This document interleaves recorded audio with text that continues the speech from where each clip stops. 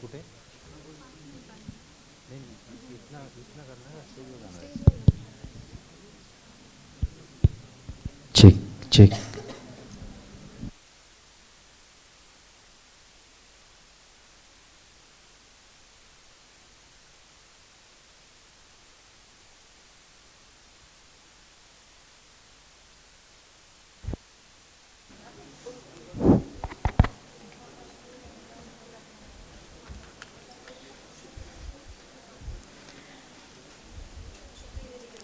Good afternoon, respected dignitaries, faculty members, participants and students.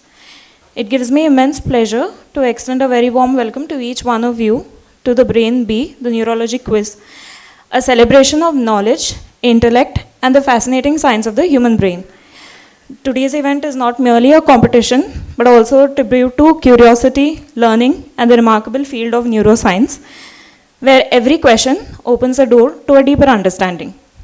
It is a privilege and honor to have amongst us an eminent gathering of distinguished guests and academians whose contributions continue to inspire generations of medical professionals.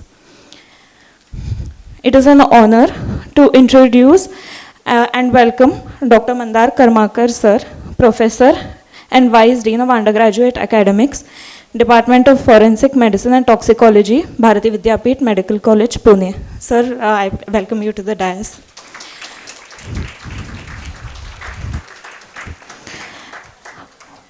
With over 25 years of academic and research experience, Sir is widely respected for his expertise in medico-legal reporting, death audit systems, and forensic education. He is also a valued member of the editorial board of Journal of Forensic Medicine, Science and Law. We extend a very warm welcome to Dr. Brigadier Sir S.P. Gorti, Professor and Head of Neurology at Bharati Vidyapeeth. A Fellow of Indian Academy of Neurology, Dr. Gorti has over 100 peer-reviewed publications to his credit. His leadership in the Indian Stroke Clinical Trial Network and his expertise in movement disorders have greatly advanced the field of neurology and stroke care in India. We are also privileged to welcome Dr. Supriya Barsode ma'am, Professor and Head of Department of General Medicine.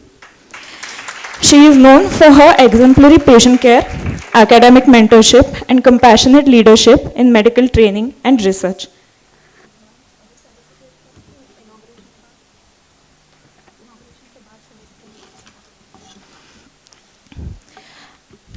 I also invite the members of science, student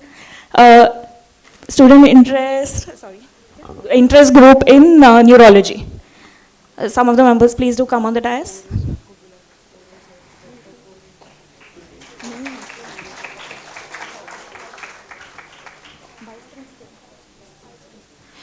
I would also like to invite Dr. Pore sir, our Vice Principal, to please come on the dais.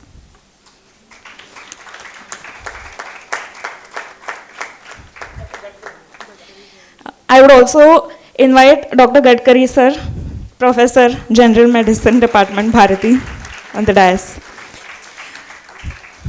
I now request our distinguished guests to kindly come forward and light the ceremonial lamp, a symbol of knowledge, wisdom, and enlightenment.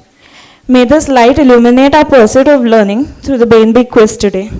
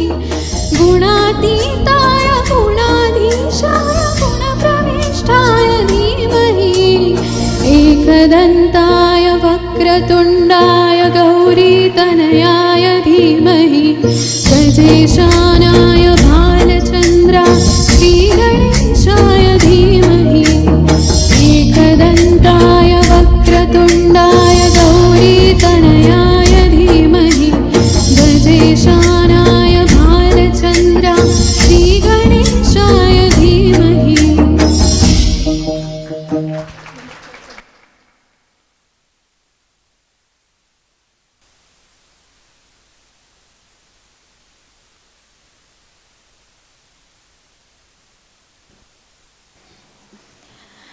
I would now request Dr.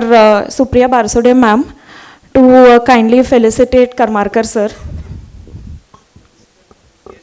Yes. Oh, okay. Later on. Okay, all right.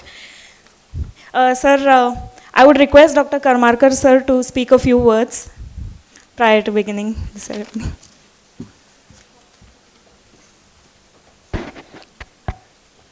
Good afternoon. I won't take much time. Congratulations to the final 5 teams and I wish them best. I also thank the judges for sparing their time. All of them are extremely busy and I know brain is a very complicated matter, although I had some of the best teachers during my undergraduate days like Dr. Katrak, so it was always an interesting topic and I am always in awe of all the neurologists because I don't know, in final MBBS, lower motor neuron, upper motor neuron, and the examiner used to take you for a ride and at the end, better luck next time. So anyway, all the best to all the teams. Congratulations to Dr. Gurti sir, Department of Neurology, Department of Medicine for their efforts in organizing this quiz. All the best. And on behalf of Bharati Vidyapeeth, deemed university, I welcome all of you.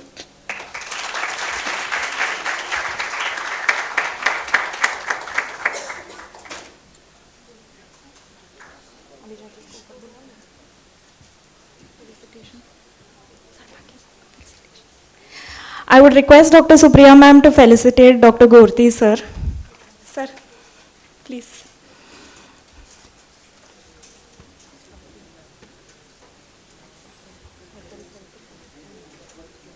Okay.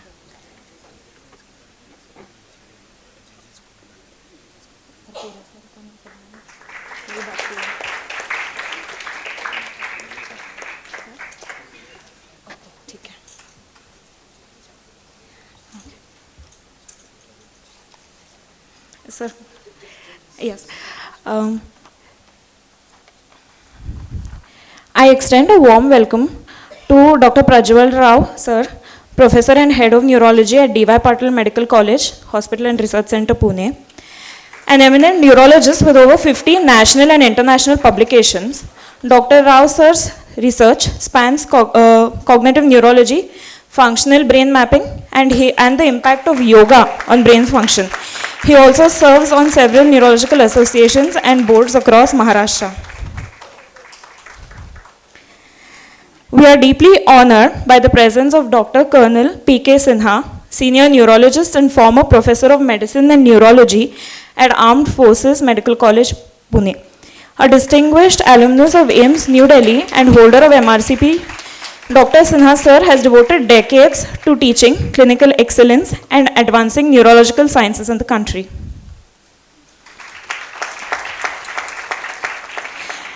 We extend a heartfelt welcome to Dr. Shripad Pujari sir, Senior Neurologist at Dinanath Mangeshkar and Noble Hospitals, Pune. A fellow of Royal College of Physicians, he is an expert in multiple sclerosis, neuroinfections and demyelinating disorders. Dr. Pujari sir also serves as an assistant editor of Annals of Indian Academy of Neurology and Secretary of Neurological Society of Pune, inspiring many through his academic and clinical excellence. We are truly privileged to have such illustrious gathering of visionaries and leaders with us today. I now request Dr. Barsode ma'am to deliver the vote of thanks.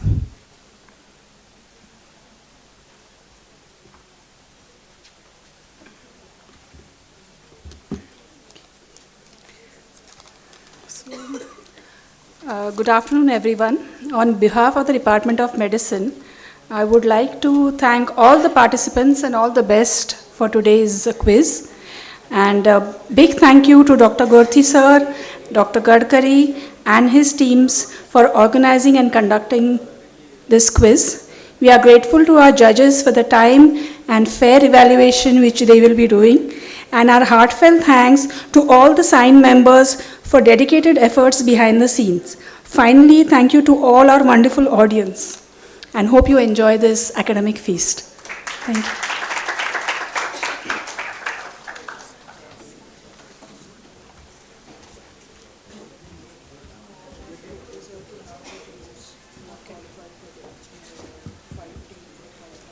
And also, we have to say कि एक team आके चल सकता हो and वो sir आएंगे. I hope everybody had a good lunch and everyone's sugars are in optimal range. Now it is time to turn from digestion to cognition. So I would request Gorthi sir to please announce the 5 winning teams and we will proceed forward with the quiz.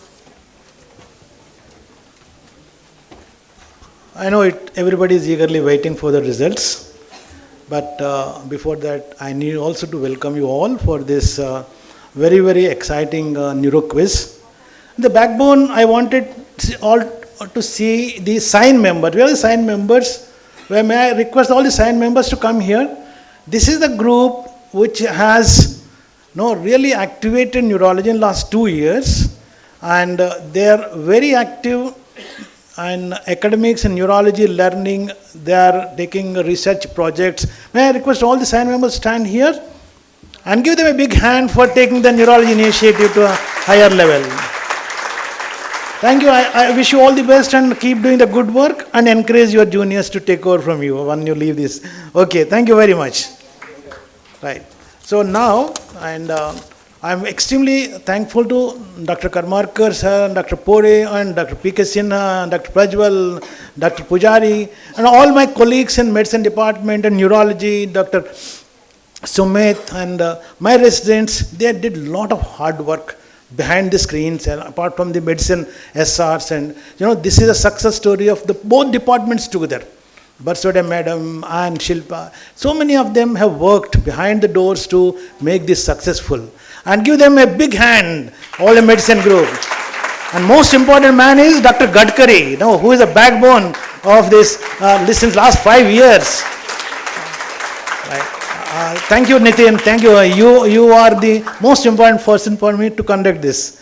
Right. So let us come to the results part. The 5th place, 4th place, 3rd place, 2nd place, 1st place are there. But I'll call the numbers. You come and pick up a chit and sit where it is written. Okay? So, first is Purvi and Himanshu.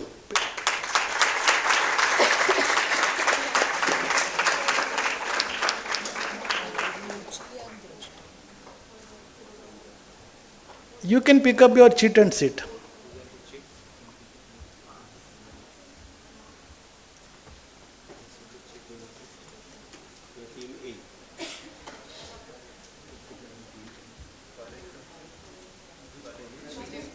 BJMC number 1.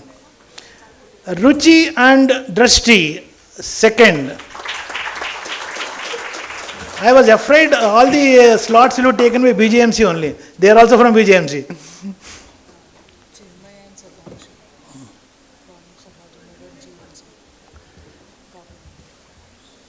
Okay.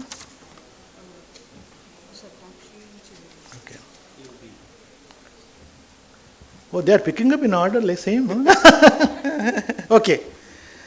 And Chinmay and Shatakshi from Sambhaji Nagar.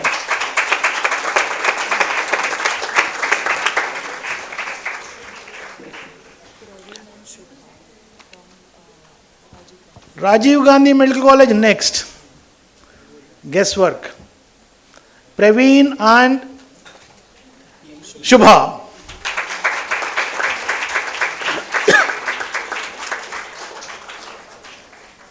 We'll keep the last slot secret till they come here. Where are they? Please come and take your... Before quiz only they are drinking water. What will you drink during quiz and after quiz? Come.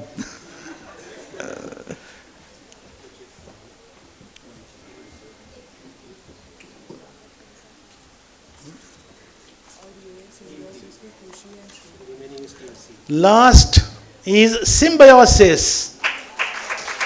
Kushi and Shreya.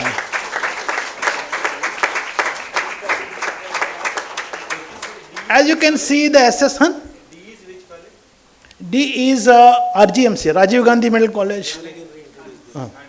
They will introduce me, but Rajiv Gandhi, Aurangabad, I think. Thane, sorry, Thane. As you have seen, none from Bharati or AFMC or anything.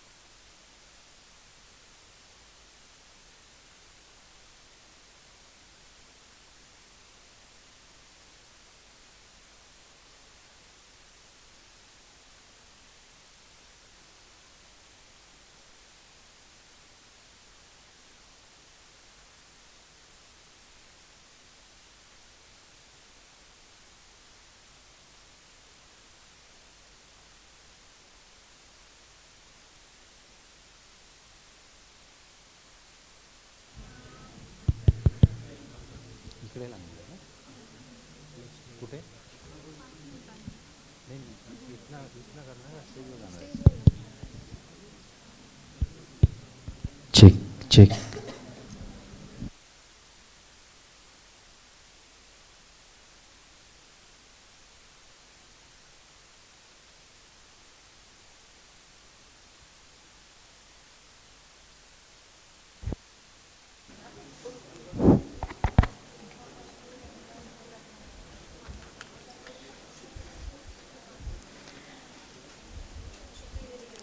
Good afternoon, respected dignitaries, faculty members, participants and students. It gives me immense pleasure to extend a very warm welcome to each one of you to the Brain B, the Neurology Quiz, a celebration of knowledge, intellect and the fascinating science of the human brain. Today's event is not merely a competition, but also a tribute to curiosity, learning and the remarkable field of neuroscience, where every question opens a door to a deeper understanding. It is a privilege and honor to have amongst us an eminent gathering of distinguished guests and academians whose contributions continue to inspire generations of medical professionals. It is an honor to introduce and welcome Dr. Mandar Karmakar Sir, Professor and Vice Dean of Undergraduate Academics, Department of Forensic Medicine and Toxicology, Bharati Vidyapeeth Medical College, Pune. Sir, I welcome you to the dais.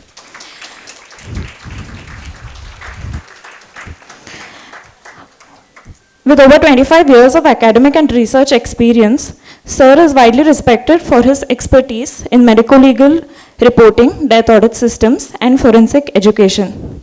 He is also a valued member of the editorial board of Journal of Forensic Medicine, Science and Law. We extend a very warm welcome to Dr. Brigadier Sir S.P. Gorti, Professor and Head of Neurology at Bharati Vidyapeeth. A Fellow of Indian Academy of Neurology, Dr. Gorti has over 100 peer-reviewed publications to his credit. His leadership in the Indian Stroke Clinical Trial Network and his expertise in movement disorders have greatly advanced the field of neurology and stroke care in India. We are also privileged to welcome Dr. Supriya Barsode ma'am, Professor and Head of Department of General Medicine. She is known for her exemplary patient care, academic mentorship, and compassionate leadership in medical training and research.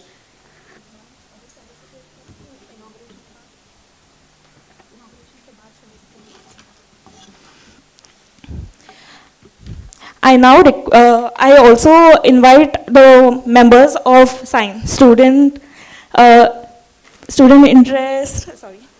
interest group in neurology. Some of the members, please do come on the dais.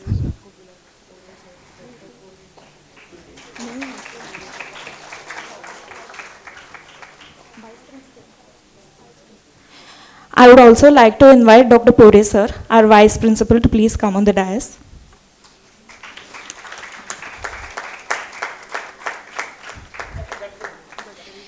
I would also invite Dr. Gadkari sir, Professor, General Medicine Department, Bharati, on the dais.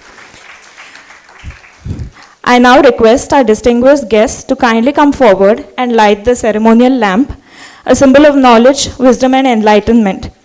May this light illuminate our pursuit of learning through the BNB quiz today.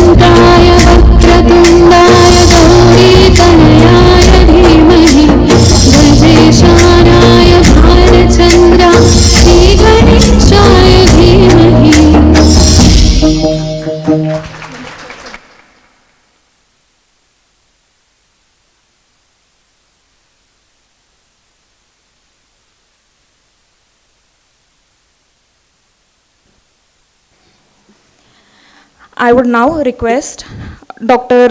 Supriya Barsode ma'am to kindly felicitate Karmarkar sir. Yes. Oh, okay. Later on. Okay, all right.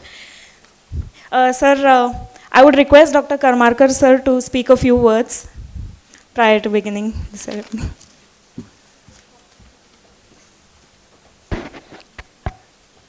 Good afternoon. I won't take much time. Congratulations to the final 5 teams and I wish them best. I also thank the judges for sparing their time. All of them are extremely busy and I know brain is a very complicated matter, although I had some of the best teachers during my undergraduate days like Dr. Katrak, so it was always an interesting topic and I'm always in awe of all the neurologists because I don't know, in final MBBS, lower motor neuron, upper motor neuron, and the examiner used to take you for a ride, and at the end, better luck next time. So anyway, all the best to all the teams. Congratulations to Dr. Gurti sir, Department of Neurology, Department of Medicine for their efforts in organizing this quiz. All the best. And on behalf of Bharati Vidyapeeth, deemed university, I welcome all of you.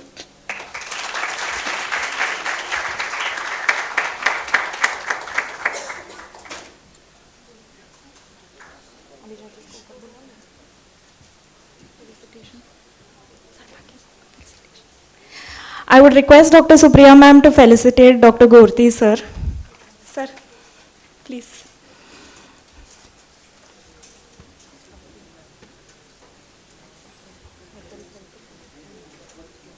Okay.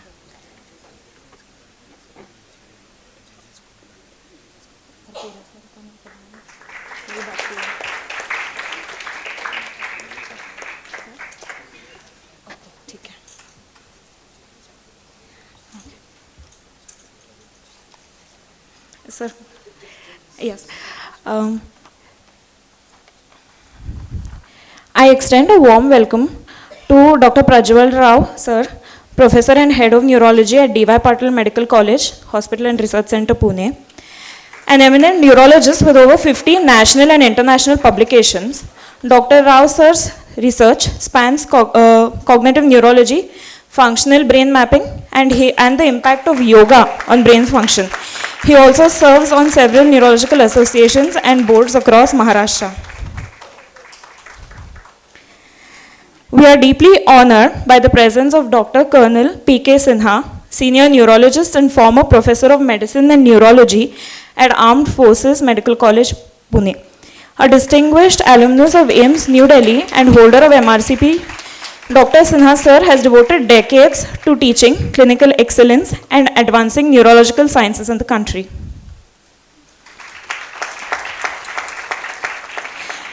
We extend a heartfelt welcome to Dr. Shripad Pujari sir, Senior Neurologist at Dinanath Mangeshkar and Noble Hospitals, Pune.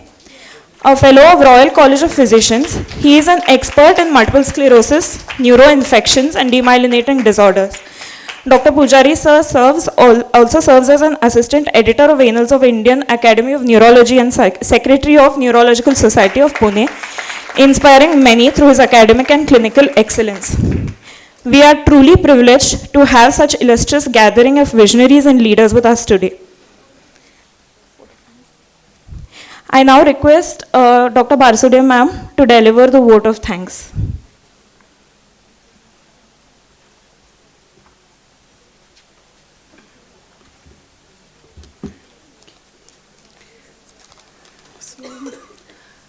Good afternoon, everyone. On behalf of the Department of Medicine, I would like to thank all the participants and all the best for today's quiz. And a big thank you to Dr. Gorthi sir, Dr. Gadkari, and his teams for organizing and conducting this quiz. We are grateful to our judges for the time and fair evaluation which they will be doing. And our heartfelt thanks to all the SIGN members for dedicated efforts behind the scenes. Finally, thank you to all our wonderful audience, and hope you enjoy this academic feast. Thank you.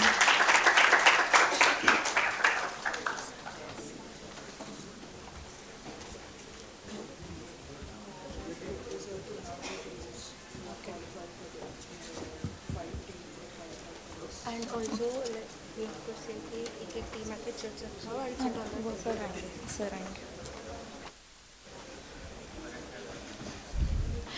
I hope everybody had a good lunch and everyone's sugars are in optimal range.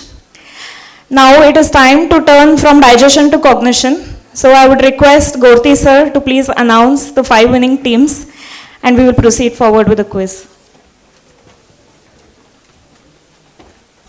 I know everybody is eagerly waiting for the results, but before that, I need also to welcome you all for this very, very exciting neuro quiz. The backbone, I wanted all to see the SIGN members. Where are the SIGN members? Where may I request all the SIGN members to come here? This is the group which has really activated neurology in last 2 years, and they are very active in academics and neurology learning. They are taking research projects. May I request all the SIGN members stand here and give them a big hand for taking the neurology initiative to a higher level. Thank you. I wish you all the best and keep doing the good work and encourage your juniors to take over from you when you leave this. Okay, thank you very much. Right.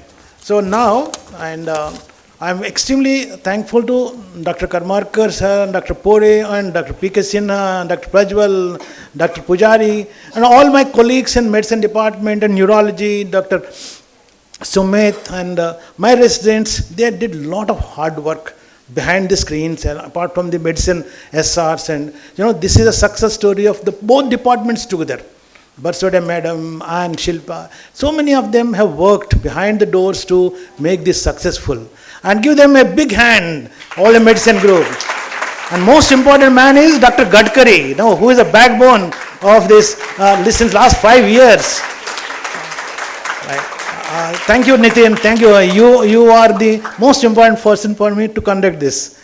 Right. So let us come to the results part. The 5th place, 4th place, 3rd place, 2nd place, 1st place are there. But I'll call the numbers. you come and pick up a chit and sit where it is written.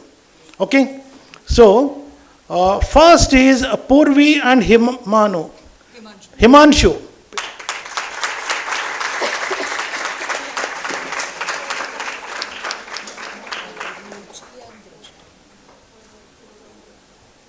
You can pick up your chit and sit.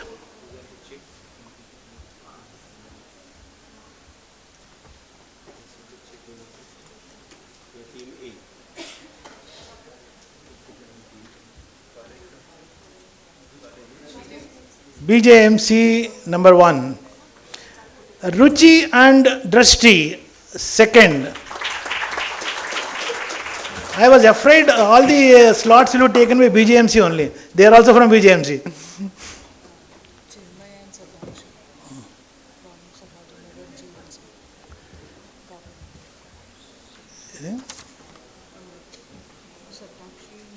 Okay. Oh, they are picking up in order, like same. Huh? Okay. And Chinmay and Shatakshi from Sambhaji Nagar.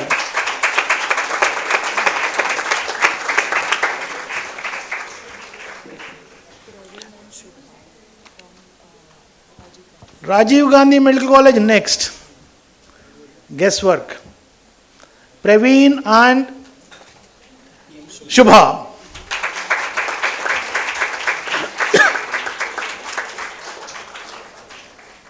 We'll keep the last lot secret till they come here. Where are they? Please come and take your... Before quiz only they are drinking water. What will you drink during quiz and after quiz? Come.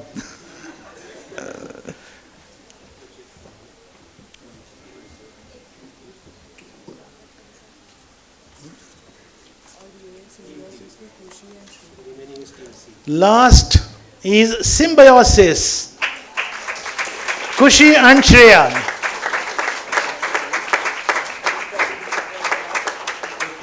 As you can see the SS, huh?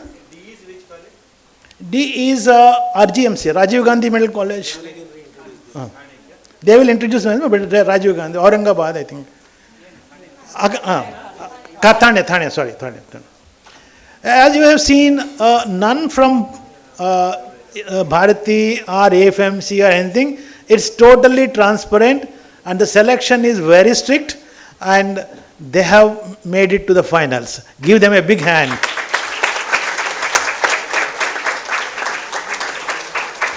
Now over to Dr. Nitin for explaining the rules, regulations and we'll start the rounds. Good afternoon everyone. Before I start to begin explaining the rules, first of all I would request all the participants to introduce themselves to this August gathering.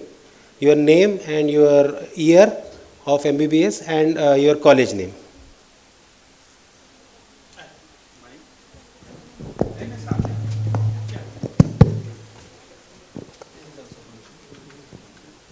Myself Purvi from BJGMC. I'm a final year student.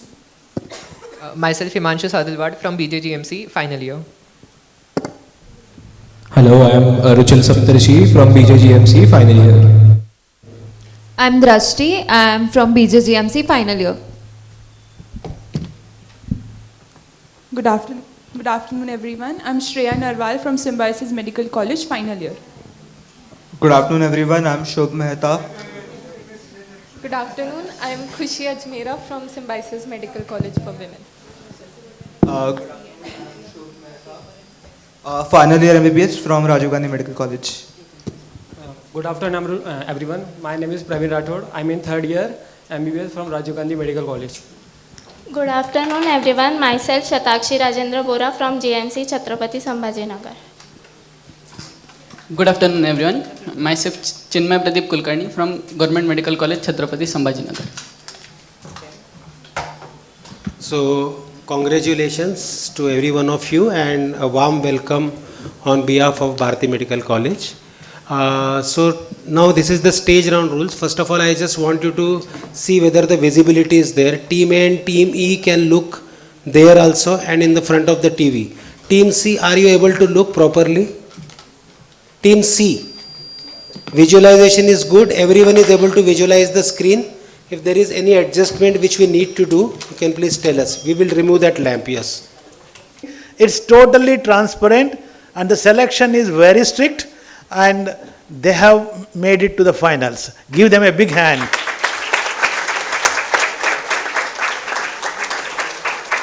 Now over to Dr. Nitin for explaining the rules, regulations and we'll start the rounds. Good afternoon everyone. Before I start to begin the explaining the rules, first of all I would request all the participants to introduce themselves to this August gathering. Your name and your year of MBBS and your college name.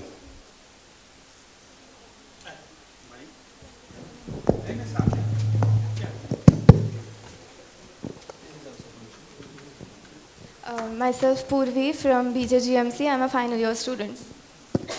Myself Himanshu Sadilwad from BJGMC, final year. Hello, I am Ruchil Saptarishi from BJGMC, final year. I'm Drashti. I'm from BJGMC, final year. Good afternoon, everyone. I'm Shreya Narwal from Symbiosis Medical College, final year. Good afternoon everyone, I'm Shobh Mehta. Good afternoon. I'm Khushi Ajmera from Symbiosis Medical College for Women. Final year MBBS from Rajiv Gandhi Medical College.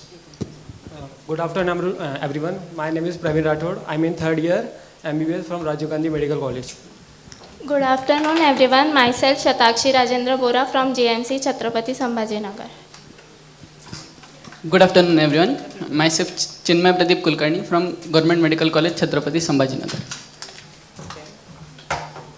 So congratulations to every one of you and a warm welcome on behalf of Bharati Medical College. So now this is the stage round rules. First of all I just want you to see whether the visibility is there. Team A and Team E can look there also and in the front of the TV. Team C, are you able to look properly? Team C, visualization is good. Everyone is able to visualize the screen. If there is any adjustment which we need to do, you can please tell us. We will remove that lamp, yes. Explain the rules of each round. These are very important instructions. Everyone please see them.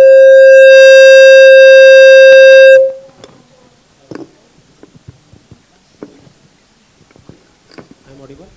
No. Yeah. Okay.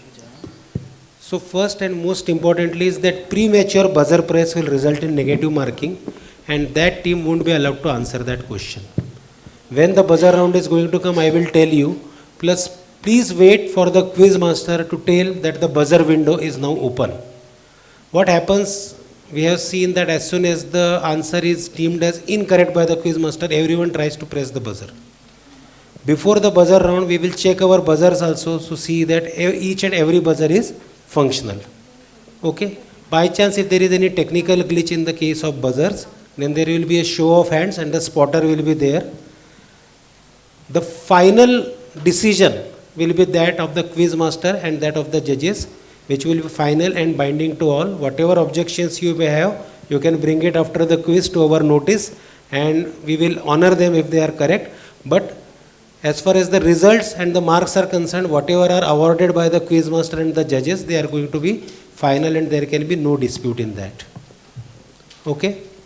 Use of unfair means will result in immediate and permanent disqualification. So I hope that everyone knows this and I don't think that anyone is going to do that. So let us start the round 1. The first round, this is called as the first frontier.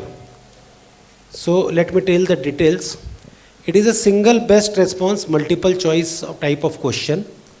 There will be around 10 to 15 seconds per question. There is a timekeeper which is seeing all the time. The scoring is like that. Correct answer 10 points. There are no negative marks for this round. If your answer is not correct, then that is not transferable to other teams, but it will be transferred to the audience. Audience, please be very, very attentive and receptive. There are some good prizes for the audience as well. Okay? Timekeeper is over here. Dr. Ananya is the timekeeper. So, is this round clear? Any doubt in this round? No. So, let us start.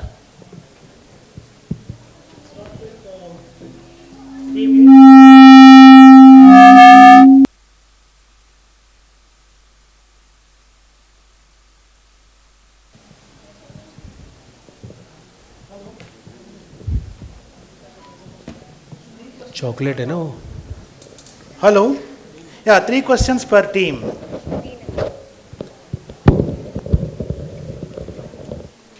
What is this?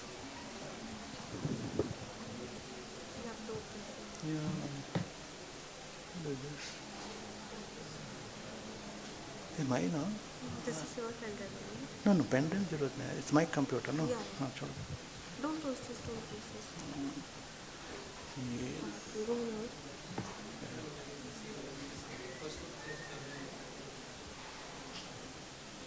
Yeah, this.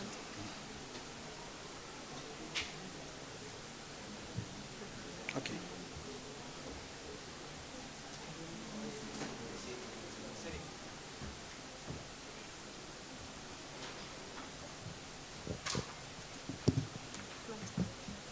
This is your.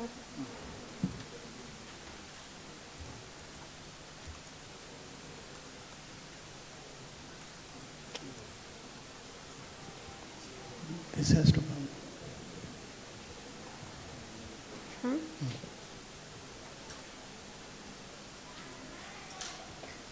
Yes.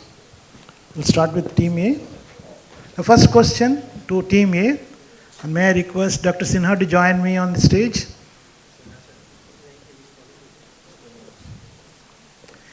Dr. Sinha sir, we'll start the single best response. Please stand next to me.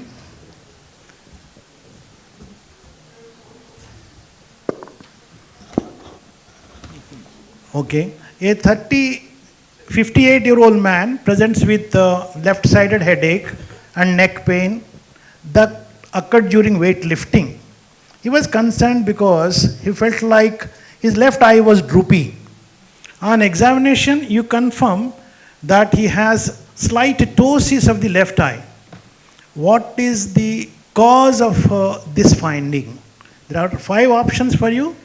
Overactivity of the parasympathetics, impairment in oculomotor nerve function, underactivity of the sympathetic nervous system, underactivity of the parasympathetics, overactivity of the sympathetic nervous system.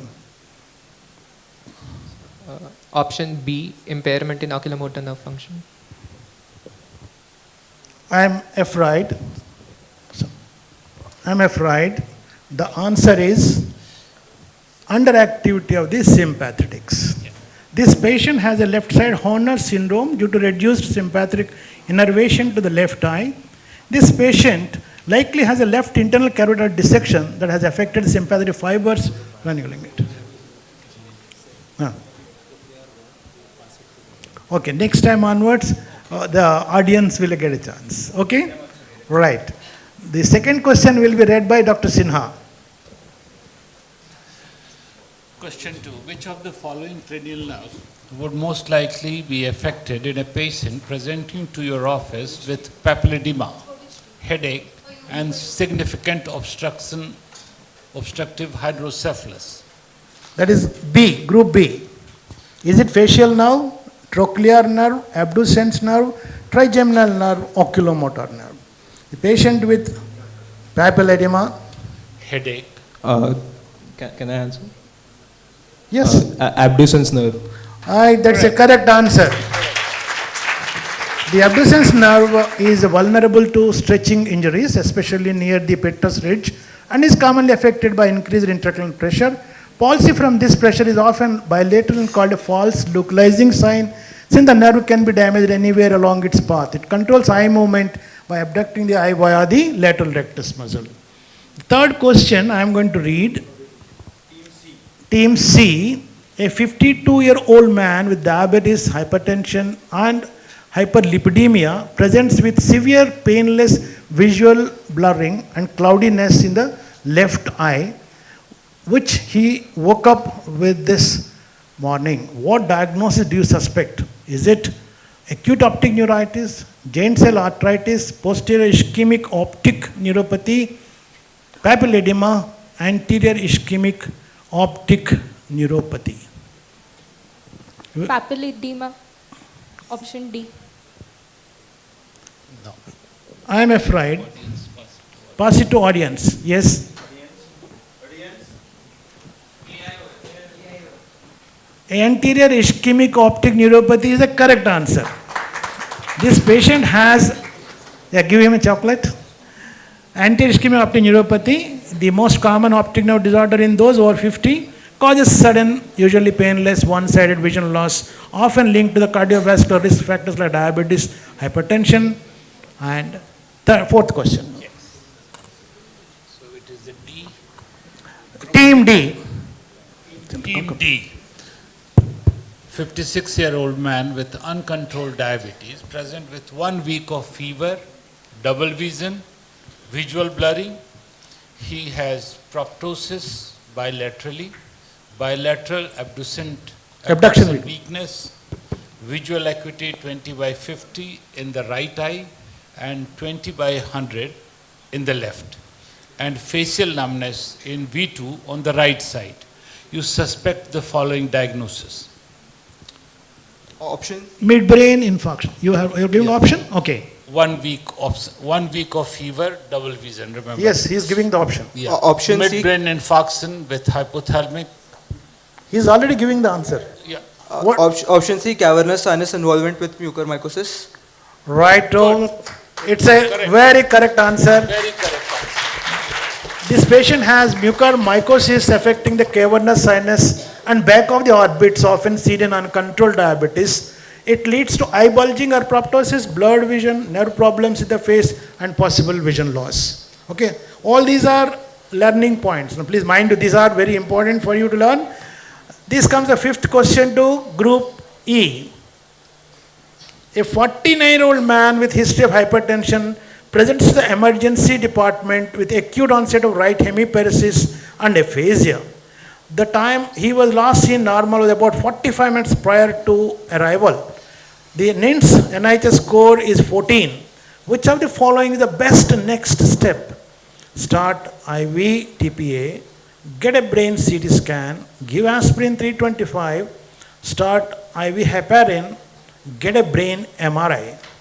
So option B, get a brain CT scan. Excellent answer. The workhorse brain CT scan to rule out intracranial hemorrhage and get down to the brass tacks of giving IV No TPA. role of unnecessarily delaying the process by sending to MRI. Okay, right. That now comes back to Group A. Right. Question number 6. Question number 6. It will go to A. Yeah. Okay. 69-year-old woman presents to the emergency department at 2 hours and 35 minutes from the onset of left hemiparesis and hemineglect. Her National Institute of Health stroke scale is 12. A brain CT shows no hemorrhage. Which of the following statement is correct regarding intravenous tissue plasminogen activator TPA? The risk of hemorrhage of TPA is similar to placebo. Earlier administration carries a better prognosis and a lower risk of hemorrhage. There is no maximal dose. The use of TPA improves short-term but not long-term clinical outcome. And E is TPA should not be administered beyond 2 hours from the onset of symptom. Which option is correct? Option B. Yeah, option B is correct. Earlier TPA is a thrombolytic agent that is used intravenously for the treatment of AIS. Earlier administration correlates with better prognosis and the lower risk of hemorrhage when compared with late administration of the medication. time is brain. Right. The question 7 goes to Group B. 72-year-old woman with a history of diabetes presents with a transient visual disturbances on the right side.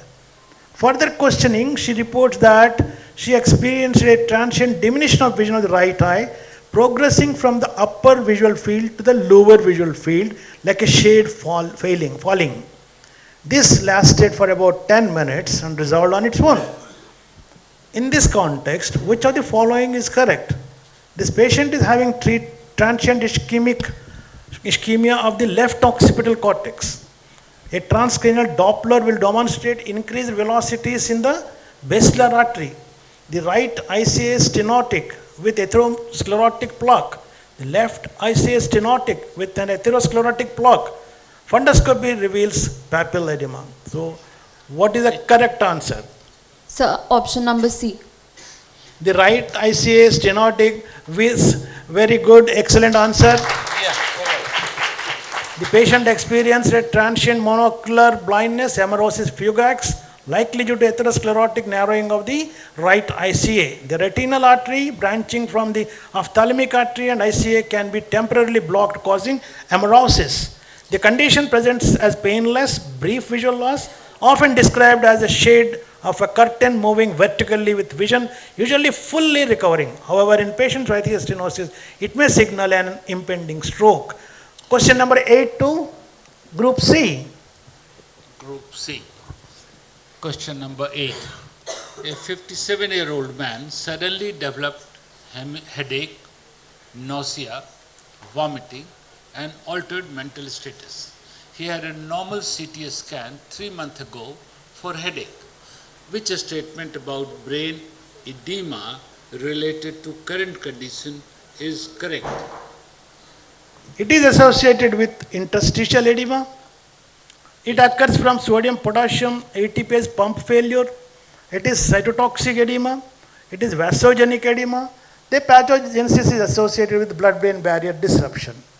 He has got a sudden onset 3 months ago, normal CT scan. Suddenly develops headache, nausea, C. Cytotoxic edema. I'm afraid, shall go to the audience. It's a sudden onset. Yes. Anybody? Yeah. I'm afraid there are no, yes. I'm afraid wrong. Then I think we'll stop here because by exclusion the correct answer will come. It is acute obstructive hydrocephalus in which there is disturbance in the normal flow of CSF within the ventricular system and from the ventricles to the subarachnoid space. The type of edema seen in acute obstructive hydrocephalus is interstitial edema, as the CSF is forced by the hydrostatic pressure to move from the ventricular spaces to the interstitium of the parenchyma. It's also termed the transependymal edema or VUJ. Okay. Question 9 goes to team D. Yeah. A 62-year-old patient has a brain mass shown on MRI. What is true about the cerebral edema in this case? Mind you, you are getting all cerebral edema cases now too. It is caused by disruption of the CSF flow. It is due to sodium-potassium ATPase pump failure, cytotoxic edema, vasogenic edema, caused by obstructive hydrocephalus. D. Now the confusion is there.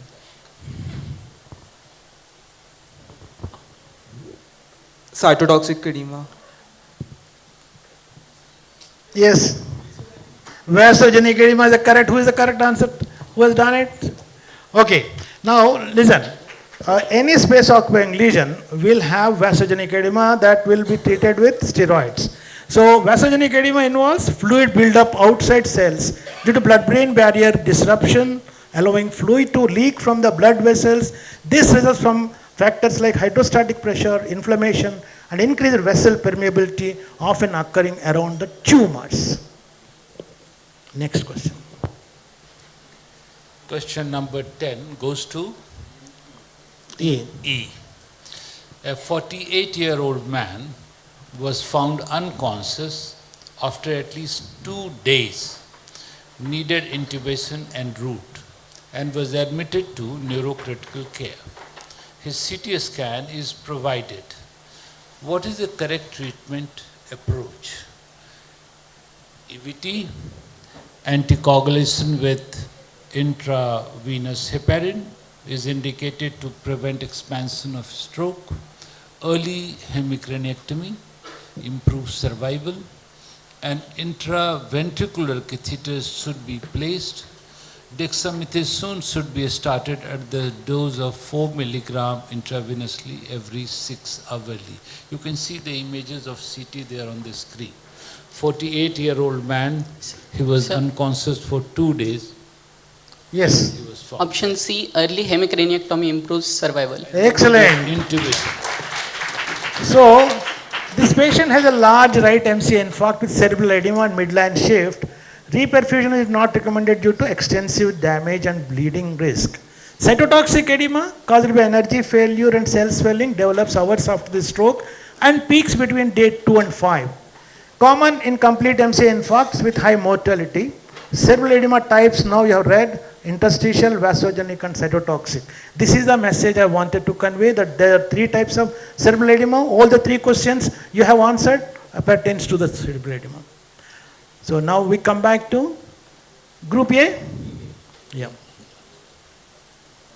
A 34-year-old overweight woman presents with a severe migraine that began 2 days ago but is now gone. She has not identified any triggers since these headaches began 2 years ago.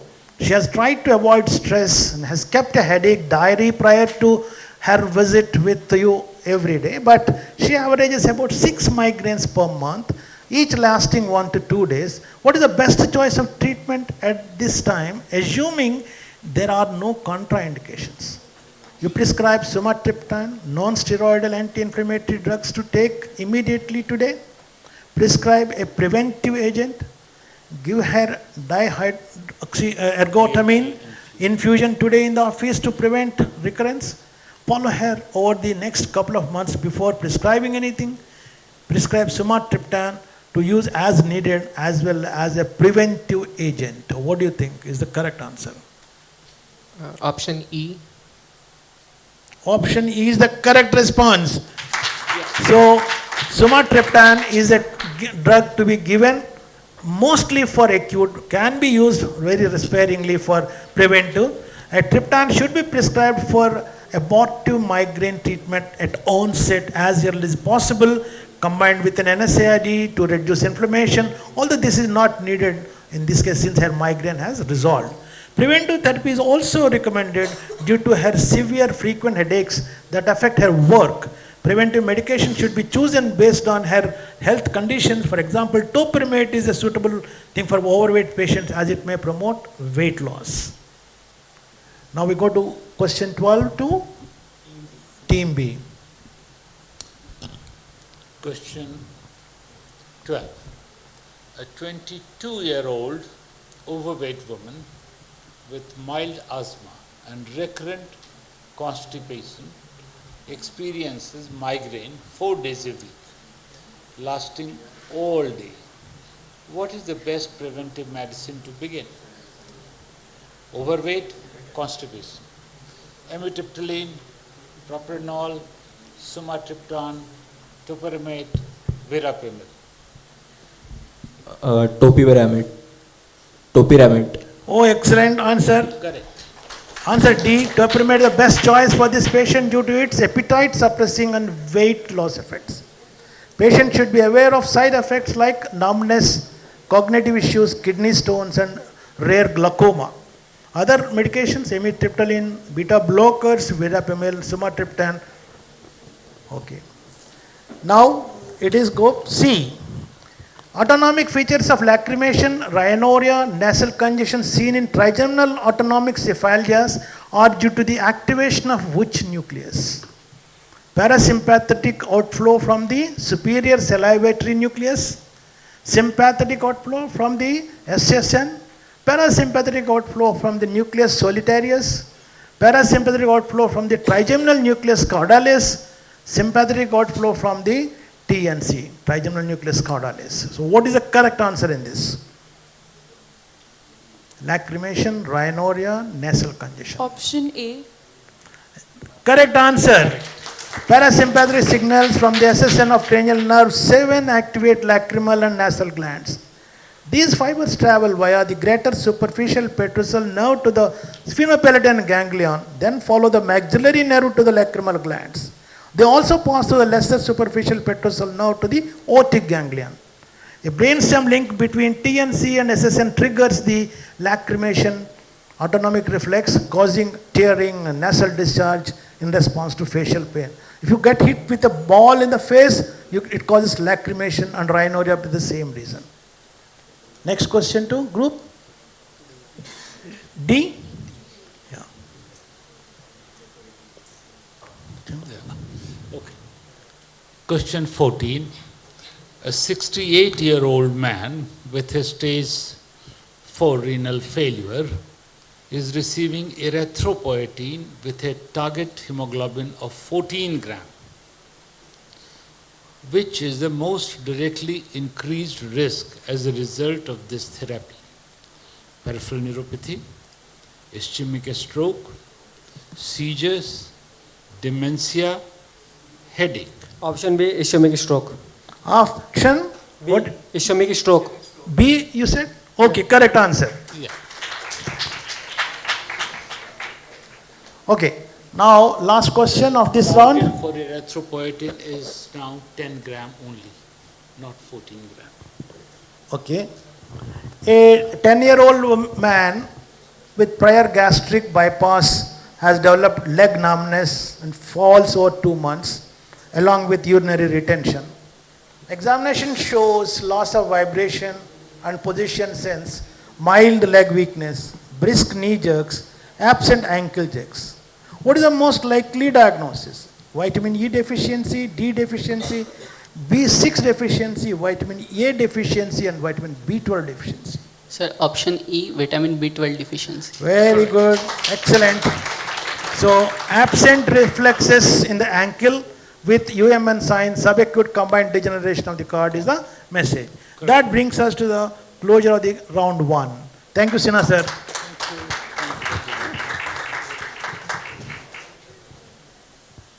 Okay.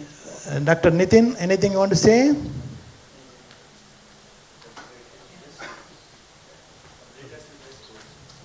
Hello. Yeah, so nicely played by all the teams, and scores we will reveal in some time. But that was round 1. Round 1 is now finished. Now round 2 we are going to start from team B. So as each round is going to be there, the first question will start from that team and then it is going to make a complete circle. So this time it started from team A. Next time the first question will start from the team B. So now let me tell you something about the second round. Let me tell you the rules about the second round. Yeah, the same. I opened now. Yeah, this is the second round. Isko open karo. Yeah. Okay, so no, the round rules. The slide now. It's not moving. Yeah. So at the end of the first round, team A is having 20 points. Team B has got all the answers correct, so there are 30 points. Team C is 10 points. Team D is 20 points. And Team E again has got all the answers correct, so it is again at 30 points. This is just the beginning. Lot of rounds to be there. The scores are going to go up and down. So Team C, there is lot of still scope, so don't get bogged down. Where is Dr. Sumit gone? Sumit, come. So the second round, you will be you have to identify the disease linking the 2-3 images or the clues which are given on the screen. There is no MCQ. You have to answer it directly.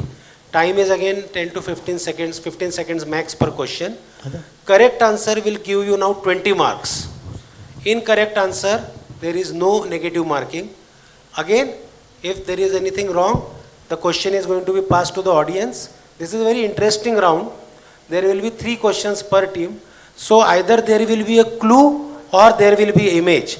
In a clue, let me tell you that suppose if I say Farhan, Chatur and Virus or Rancho. So what will you suspect? Which movie? Very good. We showed Sholay, sir. So now this is a picture clue. So the answer is Sholay.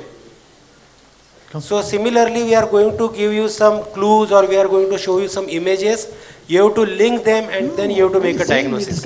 Is it clear? Everyone, all the teams are on the same page? Chalo, so let us proceed. So we are at the second round out of 6 rounds. The first round is over. Now the picture perfect pathologist, I have with me Dr. Sumit, who is my assistant professor in neurology in Bharati. Dr. Sumit, you will take the first, you will show the first course. So we'll start with team B, and this is their question.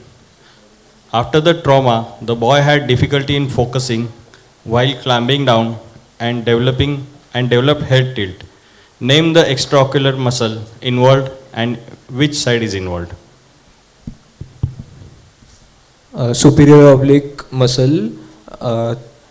Which side?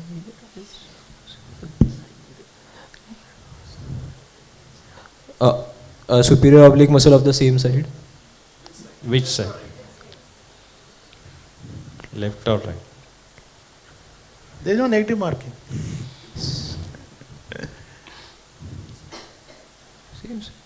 Right side. I'm afraid. So this question goes to there are audience. only 2 answers, sir. Either right. So no chocolates. It's a left trochlear nerve. The patient has a left trochlear nerve palsy, which controls the superior oblique muscle responsible for eye depression and intorsion. This nerve exits dorsally from the brainstem, crosses before innervating the opposite eye. Due to the long intracranial path, it is vulnerable to injury. Patients often experience vertical and torsional double vision worsened when looking down, such as descending stairs. Tilting the head to the opposite side of the lesion can reduce the symptoms by aligning the eye positions and improving vision. Here, trauma, right head tilt, left eye is not depressing and intorting properly. That's the explanation. The second question, Sumit. Sorry, team C. So team C identified the clinical phenomenon and where is the lesion.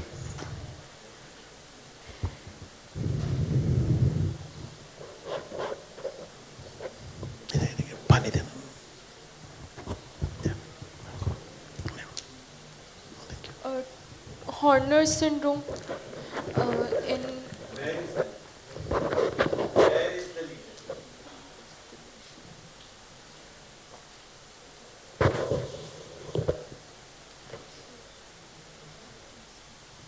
internal carotid artery.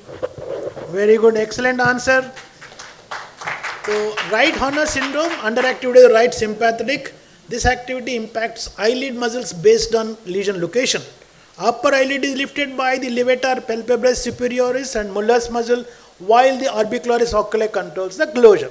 The patient has right-sided Horner syndrome, likely from a right ICA artery dissection, causing ptosis, mild lower eyelid elevation, miosis, possible facial anhidrosis, and apparent enophthalmos. Third question, Sumit. So team D, name the occluded artery responsible for the abnormality noted in the provided MRI. Artery of Percheron. Oh, I think good. Congratulations. Excellent. Good answer. Though it is visible, many persons may not know it. That's why it is shown. It is artery of Percheron. Bilateral thalamic infarction can result from occlusion of the artery of Percheron, a variant artery arising from the 1-PCA's P1 segment that supplies both the medial thalami. The differential diagnosis is deep vein thrombosis also causes similar ones. Question 4. So team E, name the occluded artery responsible for the abnormality noticed in the CT scan. Are you able to see? Yes, sir. So posterior cerebellar artery.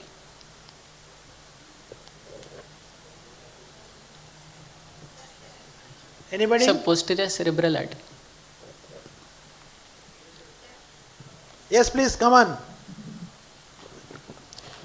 Yes, tell. Left MCA, no. No, incorrect. Anterior cerebral artery. Yeah, where is the lesion? Excellent answer. Give him a chocolate. Right superior cerebellar artery. The infarct in the right superior cerebellar hemisphere indicates the superior cerebellar artery stroke on midbrain CT. SCA supplies the upper cerebellum, including the superior vermis and peduncle. Anterior inferior cerebellar artery supplies the infrolateral pons and nearby cerebellar regions. Pica supplies the lateral medulla, lower cerebellum. PCL lesions do not cause cerebellar strokes. Okay, E. And vertebral artery lesions can cause pica strokes but not SCA strokes. So that's the second. Next image goes to Team A. Team A. Study the image. So carefully look at the image and what is the artery occluded here?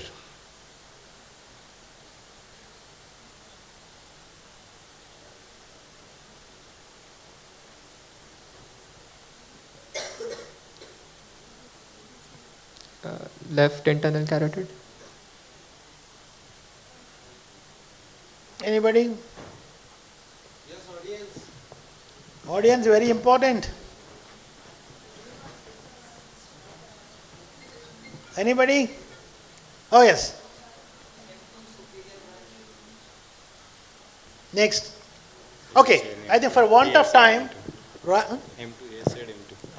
so we say that usually whenever you see decompression, it is called malignant MCA infarct. That is M1 occlusion. Whenever decompression is seen, that is a clue here. Okay. So a catheter angiogram shows blockage in the main trunk of the left MCA with no contrast beyond the occlusion.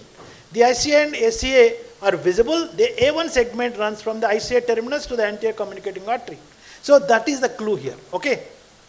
Next question. 6. So Team B, study the image, name the aneurysm responsible. Study the image and what is the aneurysm that is responsible for this?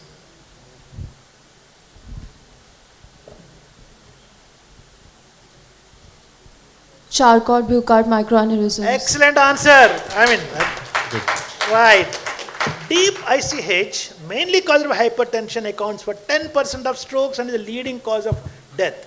Hypertensive ICH typically affects the deep brain regions like the putamen, thalamus, and pons due to small artery rupture. Cerebral amyloid angiopathy causes amyloid buildup in cortical vessels, leading to repeated hemorrhages. Excellent answer. We'll go on to question number 7. Team C, study the image and give your diagnosis.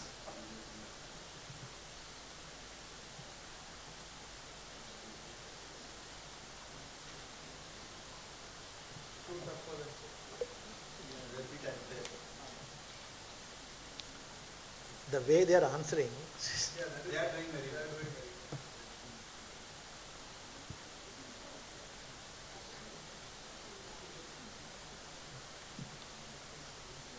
At times I am amazed with the answers they give.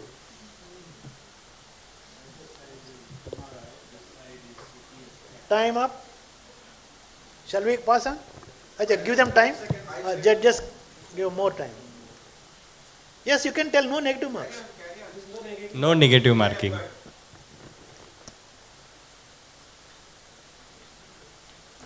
Anterior cerebral artery hemorrhage. Okay, wrong answer. Audience. Yes. Excellent answer. Give them chocolate. The patient has a lobar hemorrhage likely caused by amyloid angiopathy indicated by multiple microhemorrhages on MRI. Amyloid angiopathy causes amyloid buildup in brain vessels, leading to vessel weakening and repeated hemorrhages, often in older adults and linked to Alzheimer's also. This differs from hemorrhage due to hypertension or aneurysmal rupture. While anticoagulation raises the bleeding risk, the symptoms fit amyloid angiopathy better here. Next. So, question for Team D, study these images and suggest your diagnosis. There is confusion in this. There are seizures that are seen, there is headache that is seen.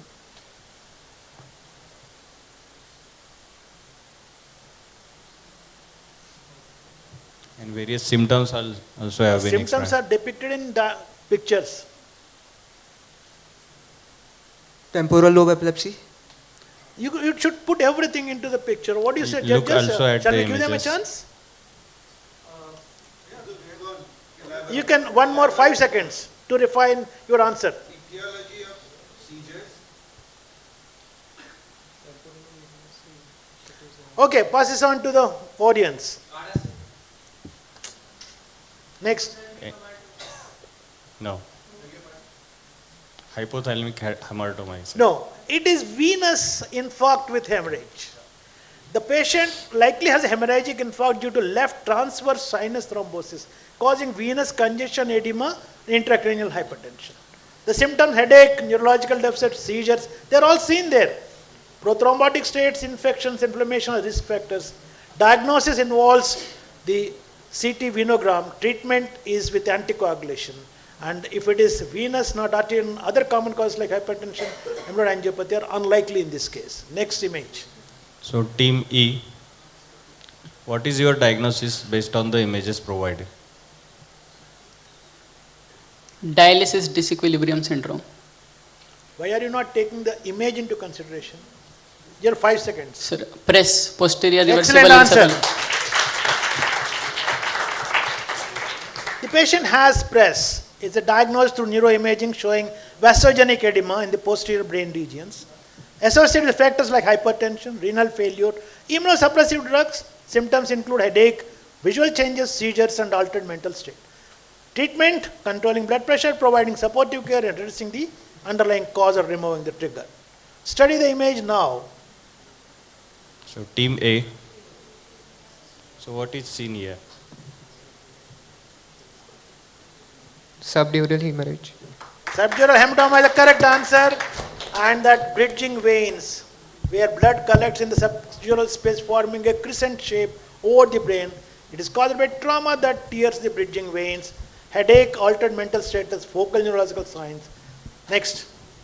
So team B, the subject suffered an impact on head and CT scan is shown. So what is the diagnosis here?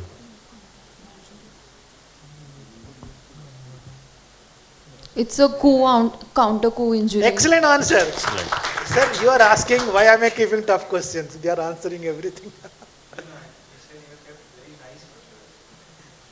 The patient experiences a head trauma with both coup and contra-coup injuries, including a left frontal lobe hematoma, right occipitotemporal hematoma. Cerebral contusions can cause loss of consciousness, local deficits, focal deficits, and rapid decline due to mass effect. Next. Team C, study the images in combination and what is the diagnosis? Which team? C.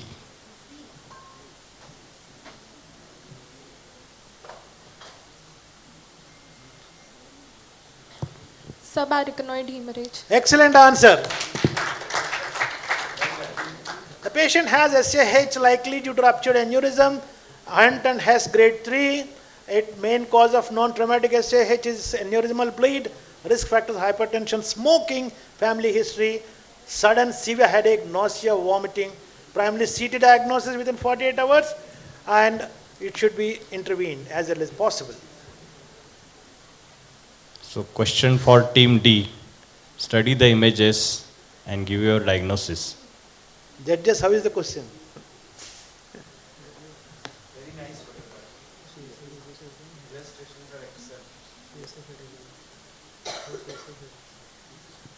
Low CSF headache. Excellent answer. No, I never knew this. Yes. Spontaneous CSF leak causing low pressure headache suggested by trauma history and positional headache. Causes include lumbar puncture, surgery, or dural tears. Right. What is the diagnosis here? Question for team E.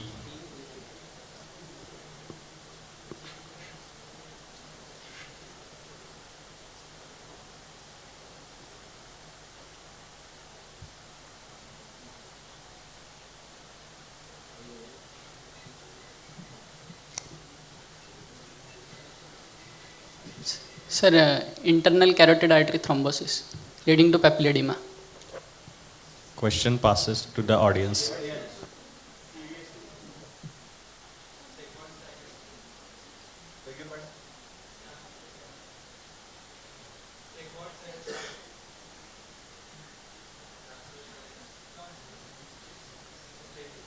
Okay, let us give the answer. IIH.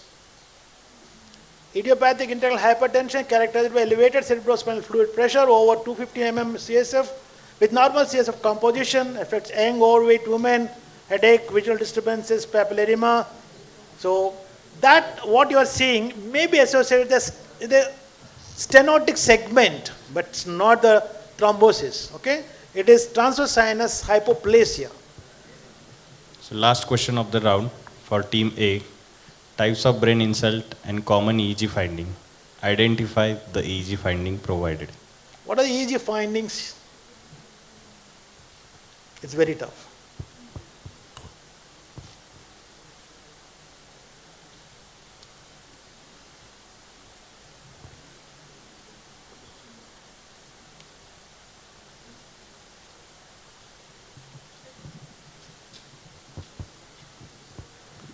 Judges, shall we give the answer to the audience? Medial temporal lobe epilepsy.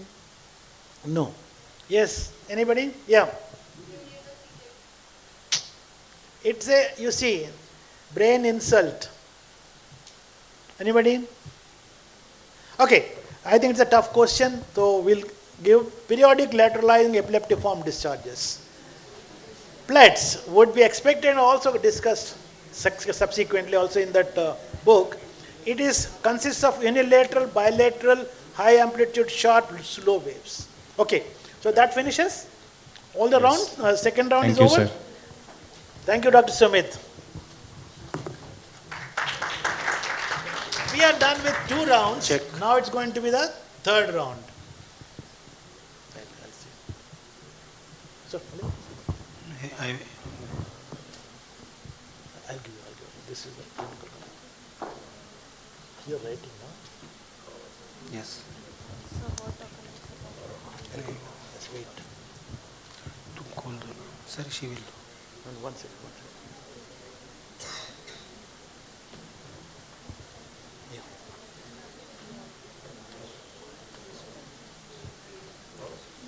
मैं जब बोलूँगा तभी Hello. Okay, so round 2 scoring is still going on. It is. Till the time the score comes, let me introduce you to the round 3. The round 3 is called as clinical conundrums. Now this is going to be an absolutely silent round. I will tell you why. Please click. So here the case scenario will be given with 2 one-liner questions. There will be no choices which will be given. The time will be 15 seconds per question. Now please try to understand this round. It is a written round. Even if you know the answer, you don't need to speak anything in the mic. Cheats will be provided to you. You have to write the answer. First, now this round is going to start with team C. Now suppose I give a question to team C. That is the original team. It is going to write the answer. After that, the quiz master will say that now the pounce window is open. You have to have a show of hands. Whichever team wants to pounce. Now see, there are 2 one-liner questions. For the team which has got the original question, like the team C, out of these 2 questions, each question is going to be 10 marks each. If they answer even 1 correct, they will get plus 10. If they answer both incorrect, there will be no negative mark for that team. But if you are pouncing on their question, you have to get both the answers correct. Even if your 1 answer is correct and 1 answer is incorrect, it is going to give you minus 10. If both the answers are correct, then you will also get plus 20. Even if their answer is correct, they will get plus 20, you will also get plus 20. But if their 1 answer is correct and your 1 answer is correct, they will get plus 10 and the other pouncing teams are going to get minus 10. Is the rule very, very clear to everyone? If there is any doubt, please let me know. Of both the answers. Both answers. Even if you know single answer, you may still end up with minus 10. Correct? Yes, yes, sir. But then show some courage, pounce, no problem. Pouncing means buzzer. Pouncing is by hand. You can just show that I want to pounce. Buzzer is there. How do we know which hand? All teams can pounce. See, if it is team C, all the 4 teams can pounce. No problem. It is not who is pouncing first.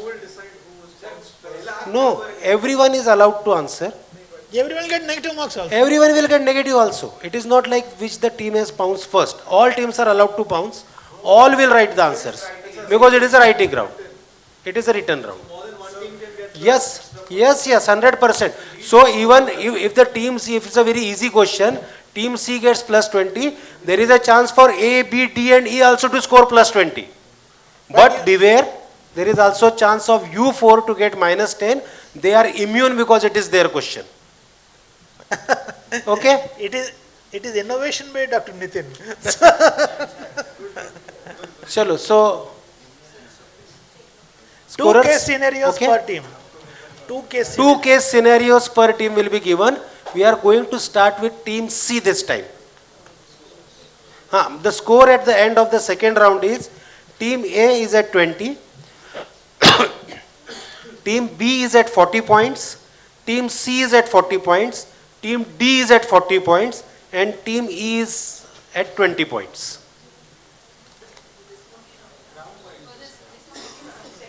At the end of this, this is the second round score. So,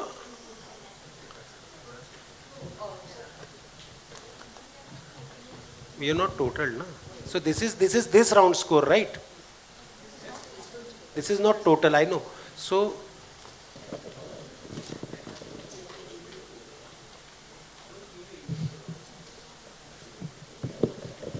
okay, so can we start with the round 3? Clinical conundrums. Team C, are you ready? May I ask Dr. Prajwal to join me? Papers are not there. I give them papers first.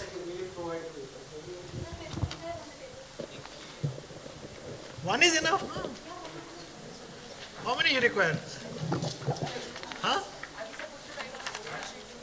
You can make 4 sheets out of this paper. 2 cases, no, per team. And they original, you can write n number of answers.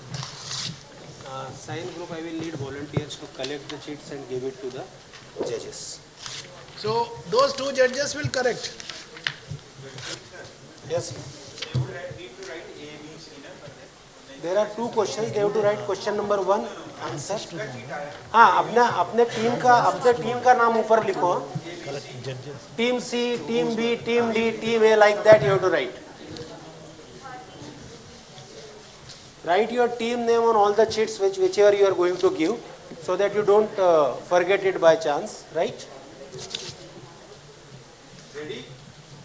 After you are ready, please let us know so that we can start. I'll give you 5 seconds. All are ready? Team E, Team D, Team C, Team B and Team A. Everyone ready? Great. Let us start. Who is going to start? Team C is going to start this round. Is it? Okay. Okay, so a 21-year-old man, initially treated for depression, he now shows gradual personality changes, visual hallucinations, confusion, and anterograde amnesia. And now you will see his MRI and PET scans. So the 2 questions are, one is, what is this syndrome? And the second is, what is the probable etiology? Shall I show the... Okay, is the question clear? Okay, 21-year-old man initially had depression. Now he's got progressive personality changes, visual hallucinations, confusion, and anterograde amnesia. Okay, should we show? All right.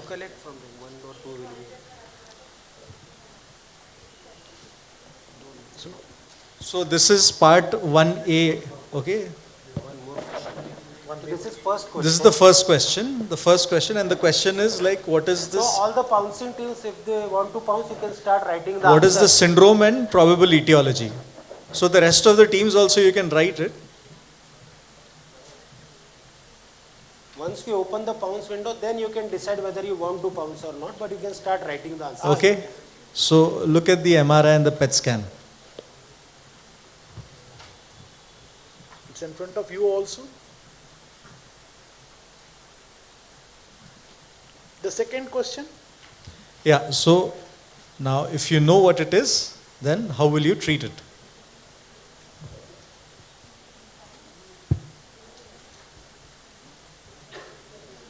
So how much time do we have? We will give them 15 seconds. After that, we will. So I think we're done. Time is up. Okay, so the teams which want to pounce can raise their hands. Team E is there. Any more team which wants to pounce? So they will only So now pounce. collect only from C and E. So only if C is wrong, then they get. Both will get them. Both will get Oh, the okay. marks. Okay, we'll correct later. Or now we want to We'll settle? do it. We'll settle it. It will become too much. Yeah. This is team C's answer and this is team E's answer. Oh, judges को दे दो ना. He is doing now. So team C has said that this is a FTD, frontotemporal dementia and donepezil. Now, before we say whether it is correct or wrong, we'll see what the pouncer said. They've said Korsakoff-Wernicke syndrome and thiamine supplementation. So I think both of you are wrong.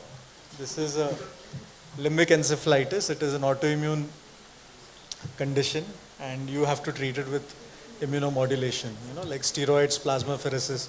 So I think C does not get any points, but C doesn't get anything. C gets 0, but team E gets -10 for this particular question. So here the MRI reveals hyperintensity in both mesial temporal lobes.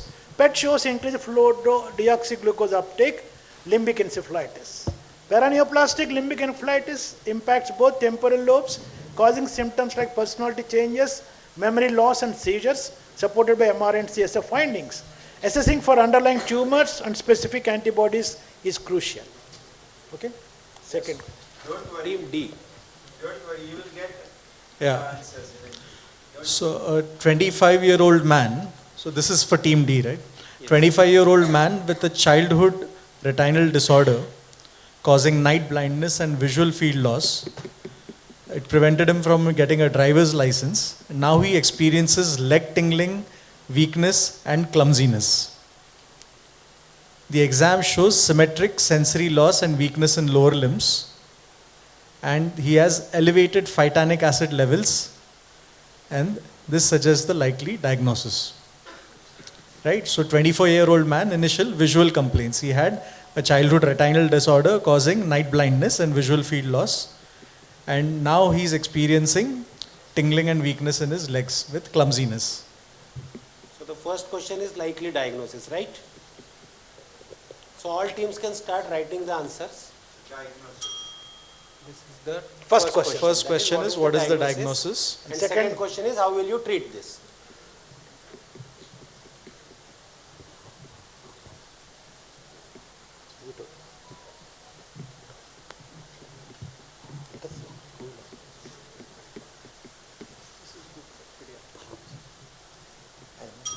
Okay, so pounce window is open. Which team wants to pounce? Nobody pounce. Nobody wants to pounce on this. Burnt fingers. Burnt fingers. Team E. Okay, so team D has got the question, so they have already answered. Can you please pass on the check?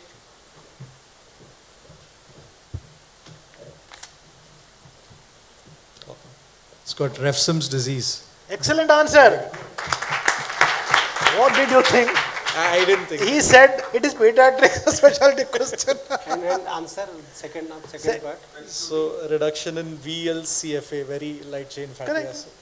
So, patient's history exam and lab suggests Refsum's disease, a genetic disorder which causes phytanic acid buildup due to a fatty acid metabolism enzyme defect. It's a peroxisomal disorder affecting fatty acid breakdown.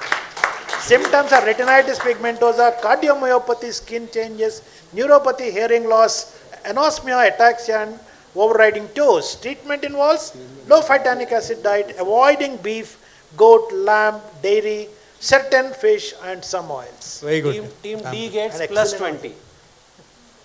Great. Other fatty acids, Very light chain fatty. very light chain fatty acids. Next question. Team E. Yeah. A patient has experienced upper limb weakness for several months. The nerve conduction and EMG show no abnormalities. High frequency stimulation and post exercise tests did not increase the CMAP amplitude. low frequency nerve stimulation results are provided. What is the most probable diagnosis? Okay, so you understood the question? Yeah, you understood? Upper limb weakness for several months, and his routine EMG nerve conduction studies didn't show anything. You did a high frequency repetitive nerve stimulation, it didn't show any increase in the amplitude. Low frequency stimulation, the results are shown.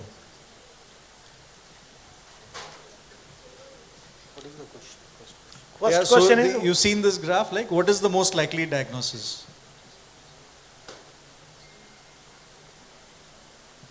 So first question is, what is the most likely diagnosis of this? First. Yeah, and yeah.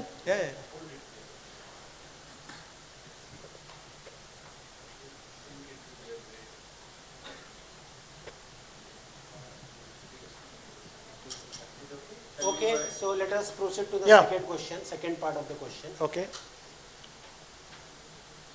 What is the symptomatic treatment for this condition? All teams can write. Any pouncing? You want? No, after this. After this.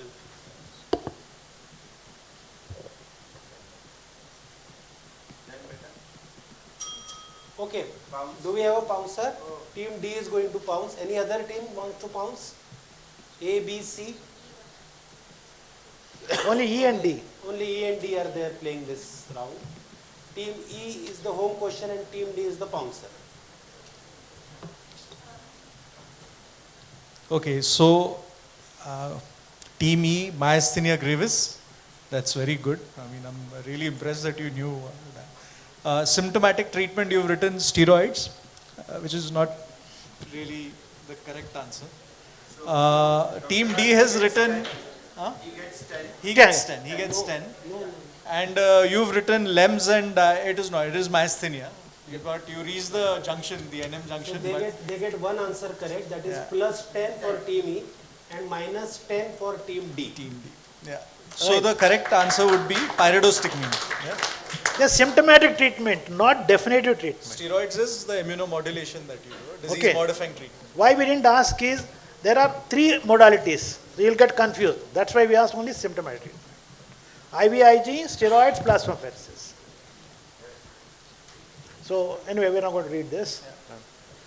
Like now this is Team A. Team A? Team A. A 55-year-old man initially had lower limb weakness that progressed to affect the distal upper and both proximal and distal lower limbs. Okay, so only initially he had lower limbs, then it went on to involve the distal upper as well as both proximal and distal lower limbs, accompanied by numbness and absent reflexes. So there are numbness as well, sensory complaints and motor complaints and absent reflexes. CSF revealed mild pleocytosis with high proteins. EMG nerve conduction of the right median nerve was performed. Okay, so this is the first question. Yeah. Nerve conduction study report. What is the most likely diagnosis? You want to go back to the story? I'll show you. Okay. Which one you want? You want to know the history again? Yeah. Okay, so he basically had lower limb weakness, which is both proximal and distal, and only distal upper limb weakness. And this is accompanied by numbness in the extremities and absent reflexes. Okay, so first part of the question you can write down. Second question. And what are the treatment modalities? Yeah. Everyone can start writing. I think this is one that all can pounce on. No? You want to pounce? No, after this. We will ask.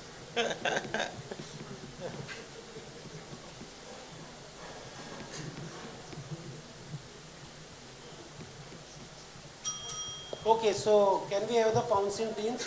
The original. Okay, so B, C, D, all are going to pounce on this. All are going to pounce on this question. So let us collect your sheets. That's your team A does. Team A, Team B. Okay, so Team A is not correct. The original team? The original team has written multiple sclerosis and ocrelizumab. That is wrong. That is wrong. Team B. Team B is correct. GBS IVIG plus. No. This is CIDP. ठीक है, we'll give. But the duration wasn't given. No, ठीक है, ठीक. GBS is fine, fair enough. Yes. This is now team C. Again, they have written GBS. GBS, IVIG plexus. Okay. Sir, actually we will give it. Yeah, we'll because give. the We're giving. duration wasn't We're giving. mentioned, We're giving. We're giving. Everyone has written the same. D also and E also. Yeah. So the original team didn't get anything. The others got all the marks. All the other teams got plus 20. IVIG plex both, everyone. Very good. Very nice. So, AIDP or CIDP, symmetric sensory loss. Okay. Question 5. 2. Team B now. Team B. So, okay, a 62-year-old lady has painful tingling and numbness in her left thumb, index and middle fingers, mostly at night. Examination reveals normal strength and reflexes with mild sensory loss in those fingers. Okay, so this is the left thumb, index and middle fingers. Electrophysiology shows delayed median nerve sensory conduction latency. Motor studies and EMG are normal. So only some abnormalities in her sensory nerve conduction study. All right, do you need to hear the history again? We good? Okay. The first question. So first question is, What is the most likely diagnosis? what is the most, okay, which nerve is getting compressed? Is the B, sorry. This is the Second first, question. here, what is First the, question. What is the most likely diagnosis? Which nerve is getting compressed? That's the second question. you're ready? This two can be bounced on. Time. Just later there. Ananya has can to- also answer. Okay, so the pounce window is open. Which teams want to pounce? All D four. All of wants them. to pounce, E wants to pounce, C and A. All are pouncing. All are bounced. Okay, so can we have your answers? First the Yeah. original team answer, the team answer B. Yeah, so it's carpal tunnel, median nerve is correct. Correct. B gets 20. I think all of them will. Yeah, I suppose this is, everyone should have. Everyone has got it correct. Yeah. Very nice. So it's carpal tunnel syndrome. So the patient's symptoms suggest carpal tunnel syndrome resulting from median nerve compression, causes pain, numbness in the thumb, index and middle finger, often worse at night. Diagnosis like Tinel's and Fallon's test, nerve conduction studies indicating severity only. Question 6. So this is team C. Team C. It again starts the second question of this round. Yeah. A 50-year-old man has coronary stenting via femoral artery puncture. Afterwards, he developed low blood pressure, required ICU care and blood transfusion, and he experienced hip pain, thigh numbness, weak hip flexion, knee extension, and absent patella reflex. Okay, you got this history? Okay, he underwent a coronary stenting via the femoral artery. Okay, he had a femoral artery puncture. He later developed low blood pressure, required ICU care and blood transfusions, and then the neurological complaints start. He has hip pain, thigh numbness, his weakness is in the hip flexion, knee extension, and his right knee jerk is absent. Okay, the knee reflex. 3 weeks later, test showed reduced saphenous nerve function and muscle fibrillations in the iliacus and quadriceps, with no issues in the thigh adductors or lower leg muscles. So the only abnormality was in the iliacus and the quadriceps. What is the correct diagnosis? And Shall I ask the second question? the also? second question, yeah, what could be the possible cause?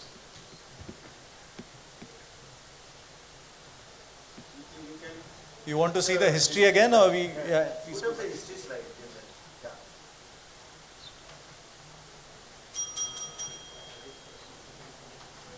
Who wants to pounce?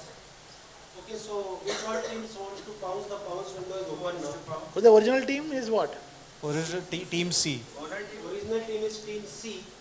Anybody pouncing? A, B, D, E. Anyone wants to pounce? Weakness in hip flexion and knee extension, and absent knee reflex on that side.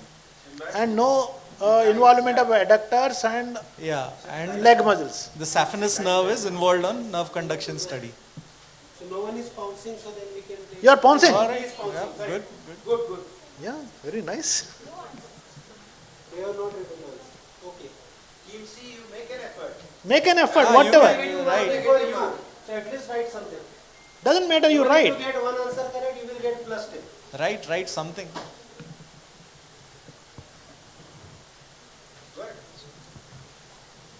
Nothing to lose. Submit.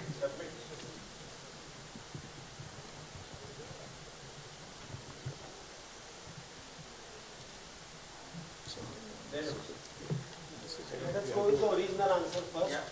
Original team's answer. No, it's not. The localization is not in the spinal cord. Actually, you forgot the lower limb nerves. That's the whole problem. He does not get any points. Now the Pouncer team is Pouncer team. D. See, there are two questions here.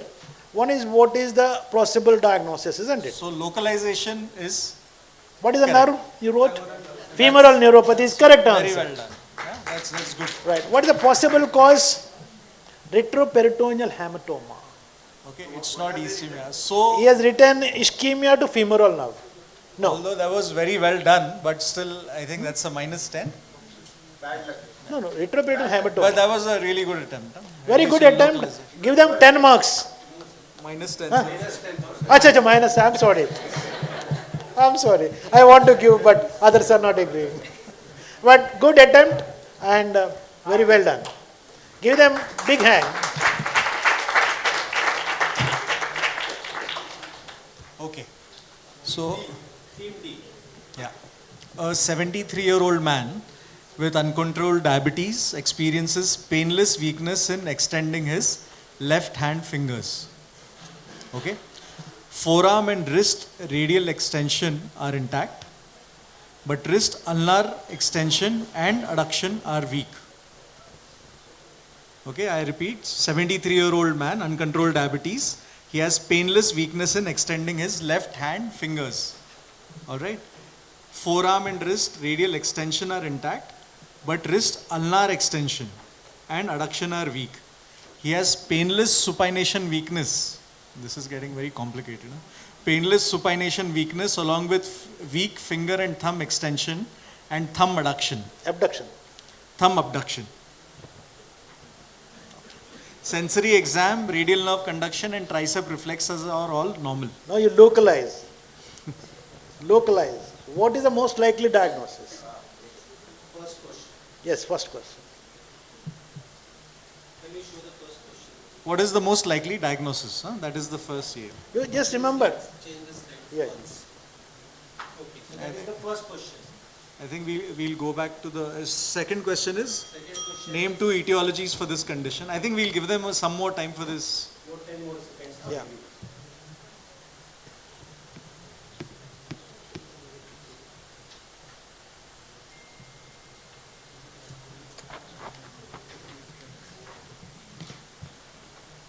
Okay, the pounce window is now open. So any team wants to pounce? Any pouncers? Nobody pouncing? The team D has given the answer. Median nerve I'm sorry, not correct. Anything, anybody else? Yes? Huh? No, see, it's the cuboid. Which first you have to localize. What is the? There is no sensory in this, only motor. Which is the nerve? Which nerve? Part of the plexus is involved. See, Only distal. what is the? It's the wrist. Weakness of the fingers Finger and extension. ulnar adduction and extension is weak. This is okay. Which one? Who said? Someone said pin. Yeah. Yes, that's correct answer. Posterior introitious nerve, that's correct answer. Madam gets one. The patient's symptoms indicate posterior introitious nerve palsy caused by diabetic mononeuropathy, nerve compression, or Parsonage-Turner syndrome leading to weakness in wrist extension without full wrist drop. Normal proximal radial nerve function, sensory tests rule out radial neuropathy and C7 radiculopathy. Absence of pain during supination makes supinator syndrome unlikely. Very good answer, madam. Congratulations to you. A 52-year-old woman reports right hand finger weakness, TME. Okay, 52-year-old woman reports right hand finger weakness, struggling to hold a teacup with pincer grasp, but no sensory issues. Okay, it's a pure motor thing. Exam shows weakness in distal finger flexion, that is in the second and third digits. Thumb flexion, forearm pronation when fully flexed. Okay, other muscle groups and sensations are normal. So the weakness in the distal finger flexion of the second and third digits, as well as the thumb flexion. Forearm pronation is also weak when fully flexed. What is the most likely diagnosis in this patient? Second question, बताओ. Yeah, name the two muscles involved. We'll go about the story. Yeah. So, The question is most likely diagnosis, which are the two muscles? So you can involve muscles, correct? Then get So, marks. I think you should be able to get this one. At least 10 marks. Weakness is in the distal finger flexion. DIP, second, third. 1 pouncer is there. C is going to bounce. Very good. Any other team?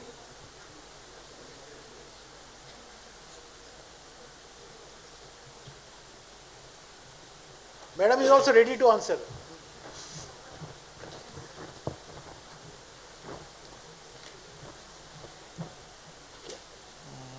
Nah. It's not a. So, what is the localization? Which nerve? Not entirely correct, sir. ये किसका है? ये original है? नहीं, this is team C. C. So this is, see, you can't really call it the median nerve, no? What part of the median nerve will it be? What is the part of median nerve that is coming out? Pure motor. What relates to pincer? Yeah. What are the muscles? Flexor pollicis longus, flexor digitorum profunda second and third, and quadratus, supplied by anterior introitious nerve. So it's the Okay. deeper branch. Yeah? Yes. So I wanted everybody to learn these two nerves. That's why this question was framed. Because it was the original question and the bouncers team C get -10. Bad luck, but you Good learned try. something. That was a good try.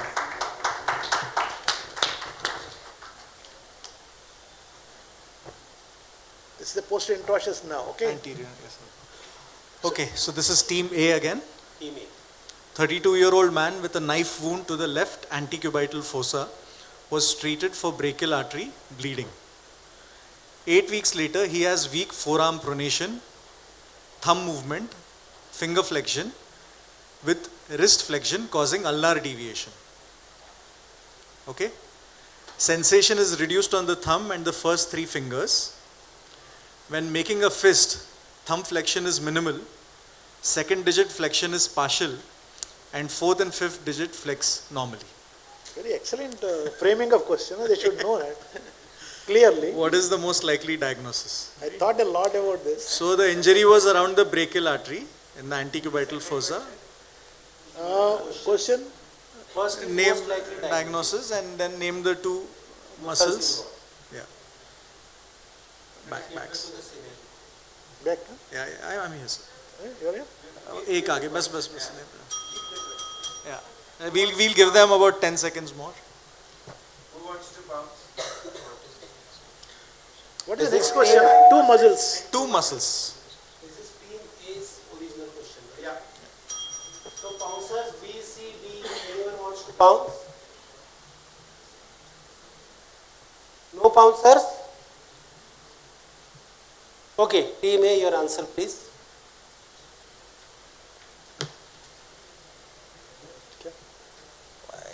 What a Baptist hand. What's a Baptist hand. Baptist hand? I don't know. Yeah, no, I've never. What is a Baptist? I know what a Baptist is. So what does it indicate? What is it? Yeah. What is it? What is it due to? Yes. Median nerve. I think we should give it to him. What is the likely diagnosis? I think this is a Baptist hand. I'm not aware. he's checking. The other judge is checking. If it's there, it's described, then it's But his answer is correct. Why Answer is it is due to, he said median nerve, yeah. So if you knew that. What are the two muscles he wrote? He's written flexor digitorum profundus. That's what I don't know. तो Benedict के बगल में Baptist लिखा है. That's what I feel. No, there is a Benedict's hand, and he must have written Baptist instead, isn't it? Or boy? Okay, so should he's written flexor digitorum profundus. But he showed correctly. What do you think? But sir, Benedict would have been okay. There is no such sign as Baptist. We give marks. It would be for a sign that is not there in the literature. Okay, the muscles, two muscles involved. He's written F. You have to give 10 to them. Yes. 10 they can give. 10. I wouldn't score. Two muscles. You've written FDP. None of us know a Baptist. Flexor digitorum profundus. He's written. So is there something like 5 marks? I mean, no. No. Median है तो profundus में half आएगा ना? Half नहीं, but that's fair Okay. enough. Fair enough. Distal, yeah. But the other, he's named one muscle. Okay. Only two muscles. What are the second muscle he wrote? No, he's not written any. He's written only one. Zero. So 10 marks. Sir, but he's written only one muscle. One muscle. So how do we score? Yeah. 5 marks. No, there's no 5 marks. From Shankari sir for 5. All right. Either no marks. No. Sorry. Okay. Who is the next? Team B. Okay. A 52-year-old man has progressive weakness over 6 months, starting with right hand coordination issues and spreading to all the limbs. He shows dysarthria, reduced gag reflex, muscle atrophy, hyperactive reflexes, ankle clonus and fasciculations with normal sensations, and there is no family history. Okay? I think relatively easier. Doctor, I'll give the questions and again come back to the... Yes, sir. What is the most likely diagnosis? And name one more pure motor syndrome. I think there is a catch. Huh? There is a clue in the But if questions. they catch it. Yeah. Okay, 52-year-old man. Initially he had right hand coordination issues and then he had difficulty in all extremities. Additionally, dysarthria, reduced gag, atrophy, hyperactive reflexes, ankle clonus, fasciculations. Pure motor syndrome without any family history. This, I think you guys can pounce on this as well. All are pouncing? But only two. Only 2 teams are pouncing. Okay, both the questions. Name the diagnosis and alternative. Pure motor syndrome. Yeah, so. Team B, the original team. Let us check their answers by the time we will collect the other. Very good. Yeah. Second one. Second So, they've got SMA, they've written. ALS and SMA. It's perfect. That's correct answer. Team B has got both the answers correct, plus 20 for them. Team C is both correct. ALS, PLS, very good. So you've given us a different pure motor syndrome. the same is Team D. Oh yes, excellent. All three Very good. scored. So all the 3 scores plus 20. Even I would not have answered in your stage. Thank you, Dr. Praswal. So we completed 3 rounds. Another 3 rounds. First rounds now. I think we'll have Dr. Sripad Pujari joining me in this. Up down, sir. So इसको ना ये करके देखो, ये करके ये है ना clinical neurology cases. Neurology nexus, okay? मैं करो हाँ from this line. Neurology nexus. नहीं करते ना वही. Okay, so till the time the scores are getting updated, let me tell you the details of this round.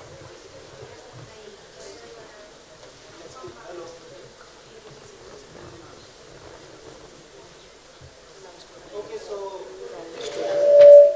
Who's going? will be given The 3 questions based on that disease will be asked per team. It will be MCQ or fill in the blanks type. Now, only when the quiz master is going to open up the buzzer window, that is the time you have to press the buzzers. So before we go any ahead, let us first, everyone press their buzzers. Let team 1 press the buzzer first. Wait. Let us get the buzzers on. Wait.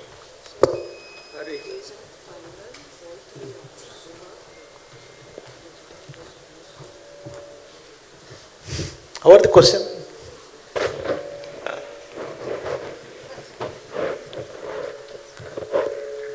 Just tell me when the buzzers get functional, right? So first let us have a checking round. Team 1, can you please press your buzzer? I have to press that. So once they have pressed, now other teams also try to press. 1 minute, sir. Wait. So just try to press. So nothing is going to come. So whoever presses the buzzer first, that teams, that is 1, 2, 3, 4, 5, the number will show up. Again, reset. I have to first press. I have to press, no sir. No, sir, wait. No, I have to press, then only they can press. I have reset. to. Reset करिए sir एक बार. हाँ उधर 0 कर दीजिए फिर. Okay. Now team B, please press. Team B, please pay attention. Press. Okay. It is coming. You be here. You do that. Okay. Remember reset. Team C. Okay, buzzer is working. Reset. Team D. Working. Reset. Team E. Reset. Now reset. Now I will just show you. The buzzer window is now open. Press. Okay, so team 2 pressed. Okay, so now even if you press, your number is not going to come. So you have to wait for me to announce that the buzzer window is now open, and then you have to press. If you press the buzzer prematurely, it is going to be that team will get minus marks. Correct answer plus 20, incorrect answer minus 10, premature buzzer pressing minus 10. Am I clear? The question will pass only once to the other team, only one buzzer per question is allowed. Clear? Gadkari sir, one thing not clear. 3 questions, 20 marks. How do we do this? We ask one question, then it is going to get passed. If anyone is answering wrongly, we are going to open the buzzer window and they are going to press. Okay. So this question, each team gets a chance to score either plus 60. Plus 60. Or if they are wrong, then they will get minus 10 also. Even the original team is going to get minus 10. So you can pass if you don't know that question. Per question plus 20 or minus 10. Plus 20 or minus 10. Minus 10. Okay. If attempted and correct, it is plus 20. Plus if it is incorrect, it is minus 10. Anyone who presses the buzzer and gets it wrong is going to get minus 10. Even the original team, like suppose the question is now going to start from team D. You get the first question. You will be given a disease, then you get the first question. Each question plus 20 and minus 10. If you get it correct, plus 20 for you. If you get it wrong, you will get minus 10. Any team which presses the buzzer and gives the wrong answer also gets a minus 10. If the answer is correct, then they get plus 20. There is no buzzer which is open. And they give the correct answer, get plus 20. If they get minus 10. Marking is same for all now. The Marking original is same team for and everyone. the next team. After the question, I will tell you which team has got which point 2 times so that everyone will know. Sir, and the last question is, so all 3 questions initially are open to team D now. Yes. First. Yes. And then they will go to. But we will go one by one. So first question to team D. Then I will say the buzzer window is now open and then they will press the buzzers. Yes. If they get it wrong, if that is right, you can just give me a gesture or something. So we will not open the buzzer window at all. Shall we start? Yes. Which 2 diseases per team. That is 6 questions per team. Yes. He has a doubt. We will have a penalty if it means the phrase buzzer window is now open. So can we press at the word buzzer or after the word open? Open. Buzzer window is now open. Open I say and you press. Good. And shall we start? Okay.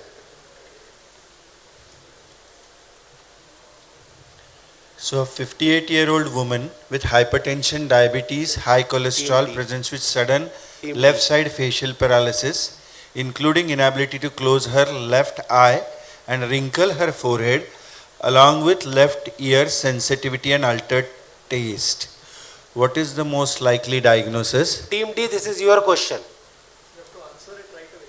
No. Yeah, within 10 seconds. Yeah, they have to answer it. Yes. I am afraid. Wrong. Okay. So the answer is wrong. So they get -10, number 1. The buzzer window is now open. Team 2 has pressed.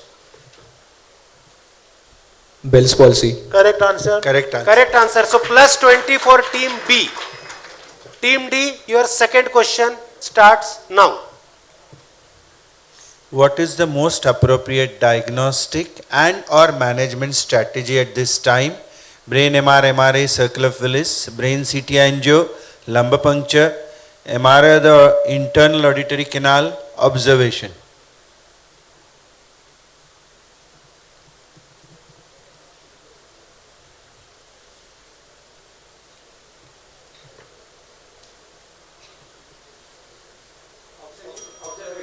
Correct answer. Correct. Correct answer. So no buzzer window for anyone. Team D gets the second answer correct. So +20 for them. What is Bell's phenomena, team D? What is Bell's phenomena? Describe. It is a descriptive answer. One-liner description. Answer in mic and clearly. I think your time is over, team D. So the team couldn't give it, that they are not wrong. So it is 0 for them because their time was over. So they did not get any score, neither positive nor negative in the third question. And the buzzer window is now, so team C gets -10. No, sorry, I am sorry. The buzzer window, एक minute, रुक, reset कर. The buzzer window is now open. Yes. 2. When the patient tries to close the eye, the pupil goes up. It is in the oculogyric reflex. It's a protective reflex. When the person tries to close the eye, the eyeball is going to move upward and Excellent answer. Correct answer. Why you are saying pupil? It is the whole eyeball that goes. Right on. So +20 for team B. So, Bell's palsy and nothing much to say. So we'll go on to the next question. Goes to team E, correct? एक minute, इनके 2 question हो गए ना? नहीं, तीनों हो गए sir. So now it will start from team E, correct? Team E, you ready? First question for you. A 45-year-old woman, mild hypertension, experiences severe vertigo, unsteadiness, nausea and vomiting that started this morning, worsening by neck extension. Exam shows nystagmus and nausea triggered by head movements.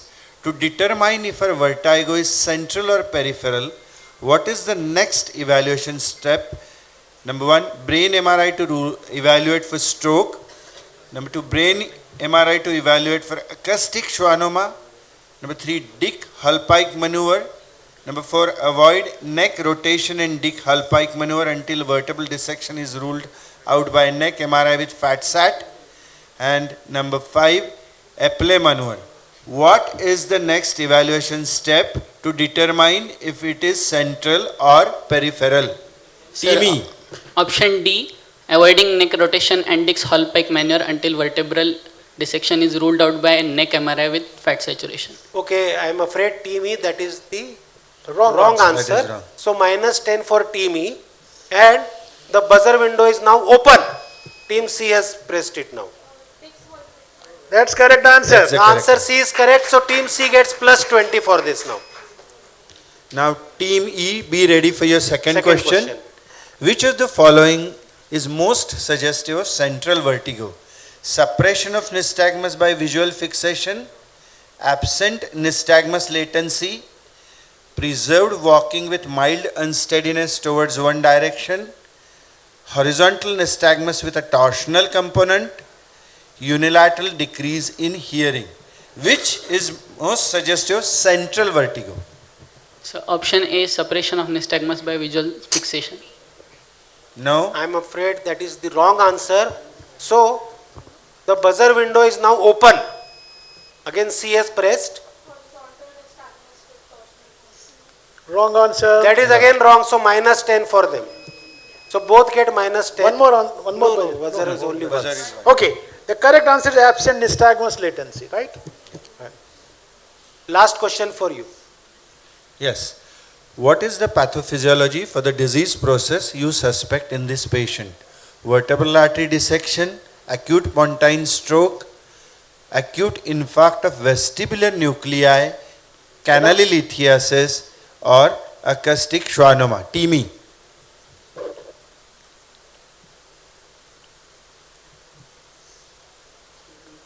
Team E has decided not to play, so they get zero Zero. marks for this.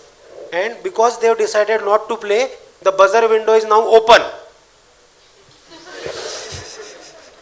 And it remains open. Yeah, that no is one is D. taking chance.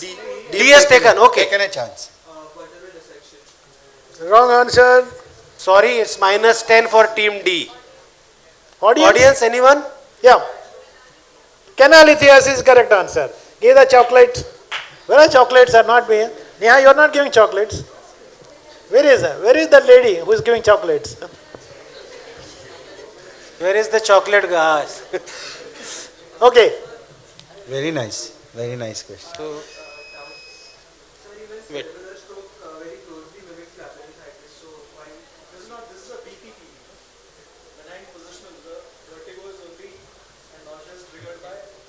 Head movement. Okay. Next So question there is three questions are over.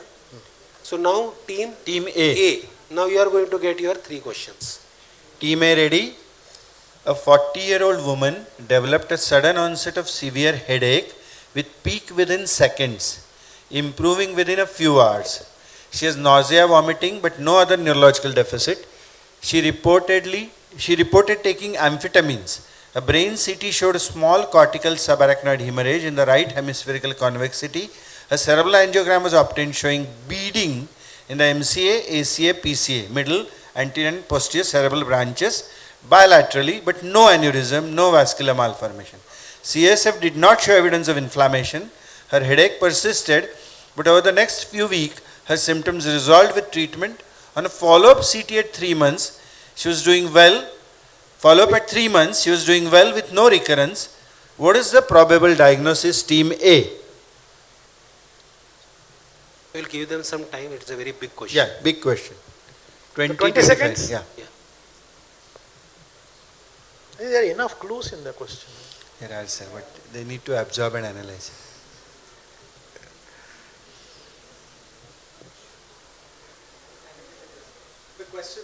The history they want to.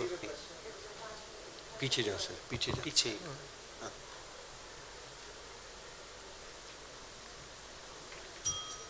Okay, so the time is up. Do you want to answer team Team A A? is 0. They want to answer no? They want to answer? Ruptured aneurysm. Minus 10. Minus 10 for team A. Options are not given for this. There are no options. No You have to option. just give the diagnosis. Okay, You have to just give. so because team A has answered incorrectly, the buzzer window is now open.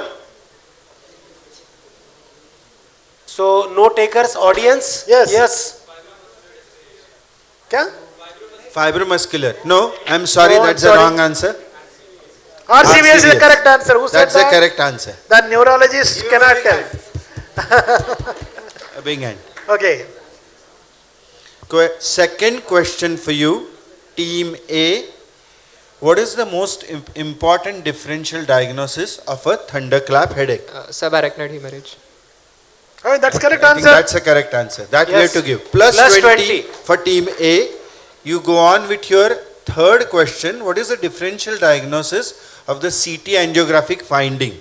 Remember, it was beading, and any other differential diagnosis of the same CT angiographic finding. Can we go back to that question? Yeah, so we that can go back, sir. Yeah. The fourth bullet is giving you the CT angiogram. Bleeding in MCA, AC and PCA branches bilateral, but no aneurysm, no vascular malformation.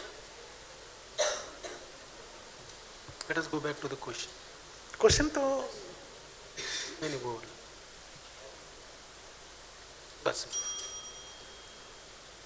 You want to? Okay, team A, you Time want to is answer over. for this? No, They they don't have want to left it. answer. Zero. So now it is 0 for them. The buzzer window is now open. Team 4 has pressed. That's wrong. नहीं बेटा. So again team D gets minus 10. Anybody in the audience? No, no. Rajiv Gandhi, you're right.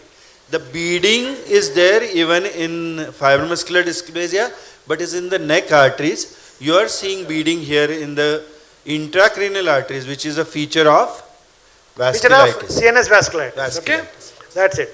Right. Team B, are you ready? Yeah. A 50-year-old man with history of recurrent ischemic strokes undergoes a cerebral angiogram which demonstrates areas of narrowing and dilatation bilaterally. A diagnosis of vasculitis of the central nervous system is considered. The first question for you now, Team B, is what is the gold standard for diagnosis of CNS vasculitis? Gold standard for CNS vasculitis. You already have the angiogram.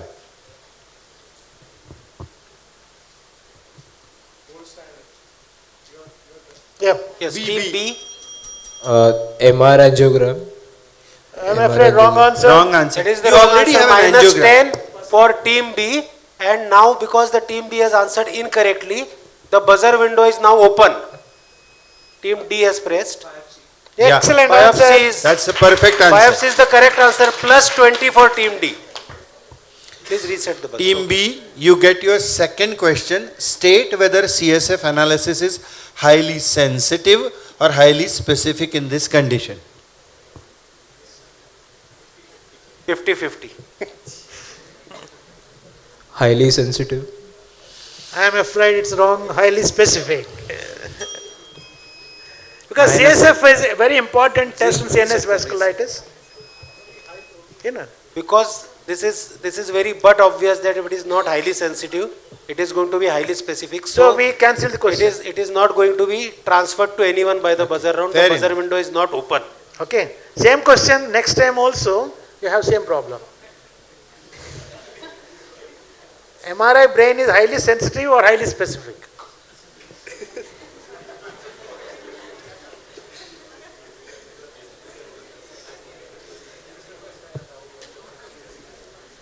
Highly sensitive. Highly sensitive is the correct answer. You know, anything that happens on MRI brain is sensitive. That means Absolutely. if it is not there, it is not there. Highly sensitive test means if it is not positive, Yeah. that rules out the diagnosis. So that's the answer. It's a high power to pick up the disease. Yeah. Yes. So Team C, Team C, your question. are First you question. ready? Yeah. A 69-year-old woman, history of hypertension, diabetes, presented with TIA, found to have atrial fibrillation. The patient declined warfarin, but would like to start on one of the non-vitamin K antagonist, oral anticoagulant. Regarding these agents, which of the following is correct? Here I changed the pattern 1 question that I gave multiple choice. Yes, so sometimes it is multiple choice. That's up sometimes to it the is not. Now you can read. teacher. Dabigatran, cleaned by liver and adjustments are not required in patients with renal. Apixaban, 10A inhibitor, shown to have lower risk of intracranial hemorrhage as compared to warfarin. Rivaroxaban is a direct thrombin inhibitor administered twice daily. Dabigatran has a very short half-life with high oral availability. Direct thrombin inhibitors and factor 10A inhibitors have to be monitored by coagulation studies with an INR target of 2 to 3. Which is correct? Out of these Team statements, C, your time has started. nowadays everybody should know all about Novax. It's important. Yes, Team C, what is your answer? So they have chose not to answer, so they get no marks for this question. And because they chose not to answer, the buzzer window is now open. 4 is pressed. Option B is the correct Correct answer. answer. Correct. They get 20. Correct. Perfect. So, Team second C, question. Your second question. What is the importance of CHADS-VASC score? Sir, it helps in deciding if we want to start anticoagulation. I think correct answer. Correct answer. That's Give them perfect give. answer. Perfect answer. Yeah. Third question. What type of embolic stroke do you encounter in patients with a small vessel, large vessel? It will not bounce now.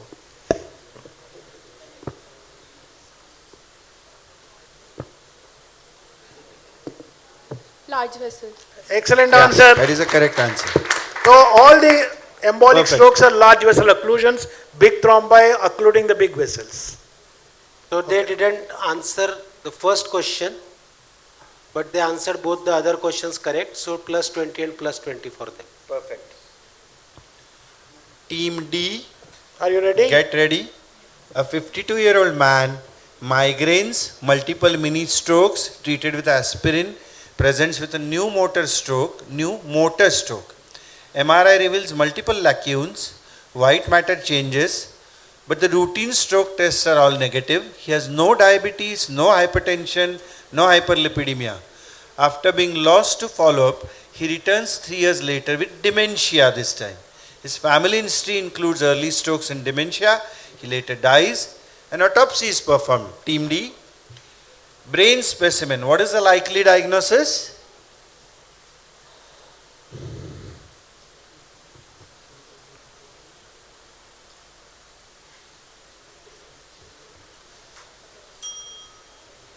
So team D is choosing not to answer this. You want to go What back? is the likely diagnosis? Okay, you want to? Let's give a couple of seconds. Okay, give them 10 more seconds. Actually, the history is self-explanatory. You don't need to look at the biopsy also in this. Okay, go ahead now. Team D. Okay. Pass. Okay, so Technically team said D has pass. decided not to answer, and therefore the buzzer window is now open. 1 has pressed. Cadacil. Yeah. Yes, that's answer, a let's perfect get it. answer. Cadacil plus 20 to team A. Yeah. Team D, you get your second question. What is the genetic association of this condition? No, Mike, answer in the mic.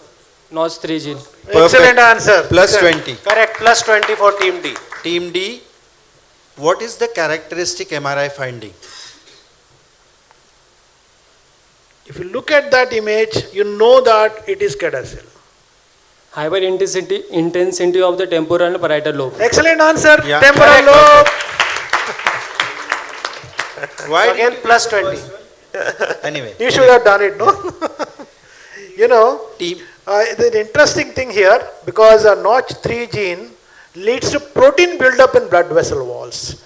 That's the reason that they get dementia and all that, right?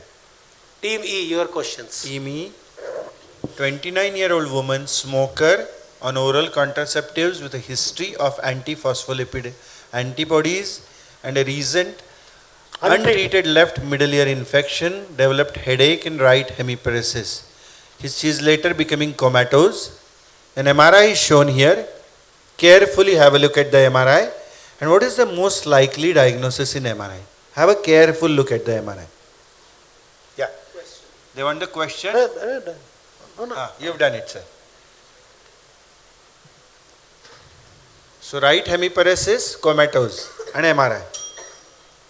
The time is got over, sir. The time is over, you want to answer, we will give you 5 seconds window. Brain abscess. Wrong answer. It's minus 10 Minus for team 20. E. And minus because 20. team E has answered it incorrectly, the buzzer window is now open. 1 is pressed. Venous sinus thrombosis. Excellent Perfect answer. Plus 20. Okay. Plus 20 for them. Team E, be ready for your second question, which is how do you further investigate? We will show you what all has been done. How will you further investigate? MRV. CT we know or MR. I think it's MR okay. we know We'll that. give it. Yeah. We'll give it because it has to. Either. So basically you are saying venogram. So Right. plus 20. Plus 20 to team E. Take your third question now. Medical line of therapy. Sir, anticoagulants. Excellent answer. Right Yeah. on. Plus 20 You again. give it. Okay. Team A, get ready. A 49-year-old woman suffers an acute ischemic stroke, producing significant sensory loss on the left hemibody. 3 weeks later, comes with complaints of severe painful sensation when touched superficially, as well as deep burning pain in the same region.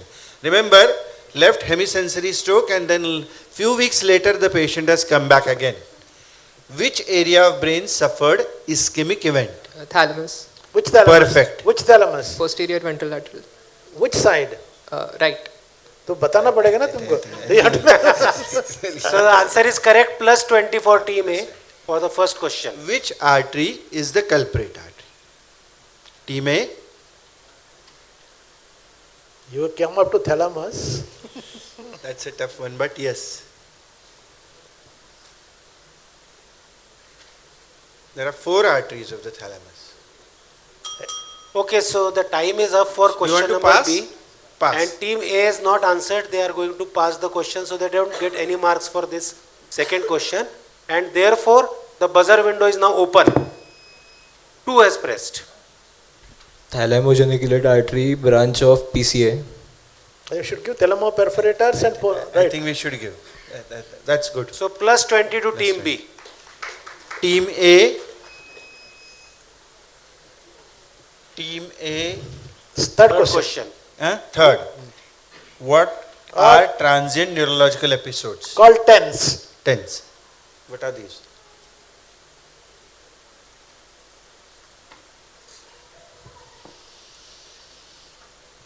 Anybody answering?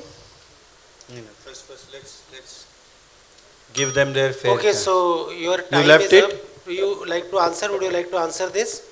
No. So as they are not answering, the buzzer window is now open. Nobody. Remains open. Audience. Okay. Audience. Nobody. See, anterior circulation you have TIAs. Similarly, in posterior circulation you got TENS. They are transient ischemic neurological episodes characterized by vertigo, episodic vertigo, ataxia, dysarthria, dysphagia. These episodes keep coming. That's called TENS. Okay. Transient neurological episodes. Okay. Next. So now Team B. A 58-year-old man who does not typically get headaches presents now with headache. He has a history of melanoma which had been successfully treated. His headache has been worsening over the last month and has been constant. The pain is a deep ache around the left temporal and left frontal regions. He admits to mild intermittent low-grade fever and slight weight loss. He describes one episode in which he had some trouble seeing out of the left eye. So 58, non-headachy, melanoma, now headaches, deep, low-grade fever, weight loss, and trouble seeing out of the left eye. No, this question which I am going to show, one is not for you. The second question onwards we'll have got 3 questions. We'll have got 3 questions, right? Okay, you ready? On further questioning, he mentions that over the last 3 weeks, experiencing a cramp in his jaw while chewing and talking. On examination, you note that he is very sensitive to touch in the left temporal and scalp regions. What is the most likely diagnosis that should be first considered?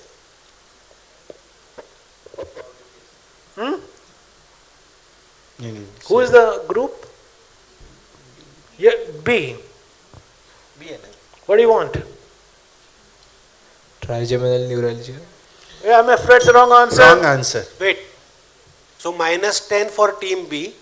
Because team B has answered it incorrectly, the buzzer window is now open. Yes? I think we should give it to them. Yeah, or- yeah, absolutely. Yeah, excellent. Excellent. Okay. Team Yeah. D plus 20. Yeah. Name 2 tests, team B. Name 2 tests to investigate. 2 tests I want. ESR and temporal artery biopsy. Yes, Given. I think excellent answer. Given. Plus 20 to team B. And team B, Third what question. would be the next step? Immediately you have to do it. No, not- Steroids. Yeah. Excellent answer. Right, I think we. Well. How did you happen to miss it? Yeah, go ahead. Right. C, symbiosis, ready? 62-year-old man, episodes of left side facial pain, episodes of brief, shock-like, lasting anywhere from several seconds up to a minute. They are located in the left cheek, triggered by brushing teeth, touching the area. First, what do you suspect on the basis of this history? What do you suspect? Trigeminal neuralgia. Yeah, I think. Excellent, give them correct. Oh, Plus God. 20. Oh, that was a bit sad. Okay. How will you investigate?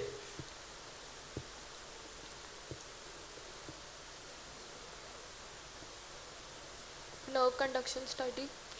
I'm afraid wrong. Wait, so Minus 10. minus 10 for Minus the 10. second question to team C. And because team C has answered incorrectly, the buzzer window is now open. Open. Open. Okay, no one wants to. Okay. Yes. Anybody from the audience? NCV doesn't help in pain because the nerve is structurally normal. Okay. MRI. How? Yes. What will you look for? Huh? Absolutely. Why didn't you pounce? Not correct. Okay. Correct. Now, the No, team. this is not the question, but you remember this. What is the first line of treatment? No, we have to give the third question. No, then the and third question there on. This is the Okay. question. Okay. Symbiosis, on the basis of your choice of treatment, what adverse effect should be monitored? Especially when you start the medication. What adverse effect? That's a very bad one. That's it. Huh? First you have to think of the drug, then you have to think. It can lead to electrolyte changes like hyper. What did it say? No, but what electrolyte? Sodium change. Yeah, I'll give it. I think I'll give it. hyponatremia. Fantastic. So which drug are you thinking of? Carbamazepine. Okay. Given. So carbamazepine, hyponatremia, given. keep in mind. Plus 20 team C. So are we starting the next cycle now? No, I we think have. it's over. Huh? There are still, no? 3 questions हो गया? नहीं, एक cycle हो गया ना? दो हो गए दोनों हो गए दोनों हो गए ना? Finished. Okay. Thank you. Yes. Thank Great, you, Dr. Shripad. So now, Madam Sujata, will you join me for the budge round? You will come for the final round? You will come for the round? I will. Fine, that's what I'm saying. Come. So till the time the things are, because it was a complicated scoring round, so till the times our scorer are scoring, let me take you to the next round. We all know this round by many names. Here we have put the name as the blitz round. Each team gets 90 seconds. In 90 seconds, they have to answer as many questions as possible.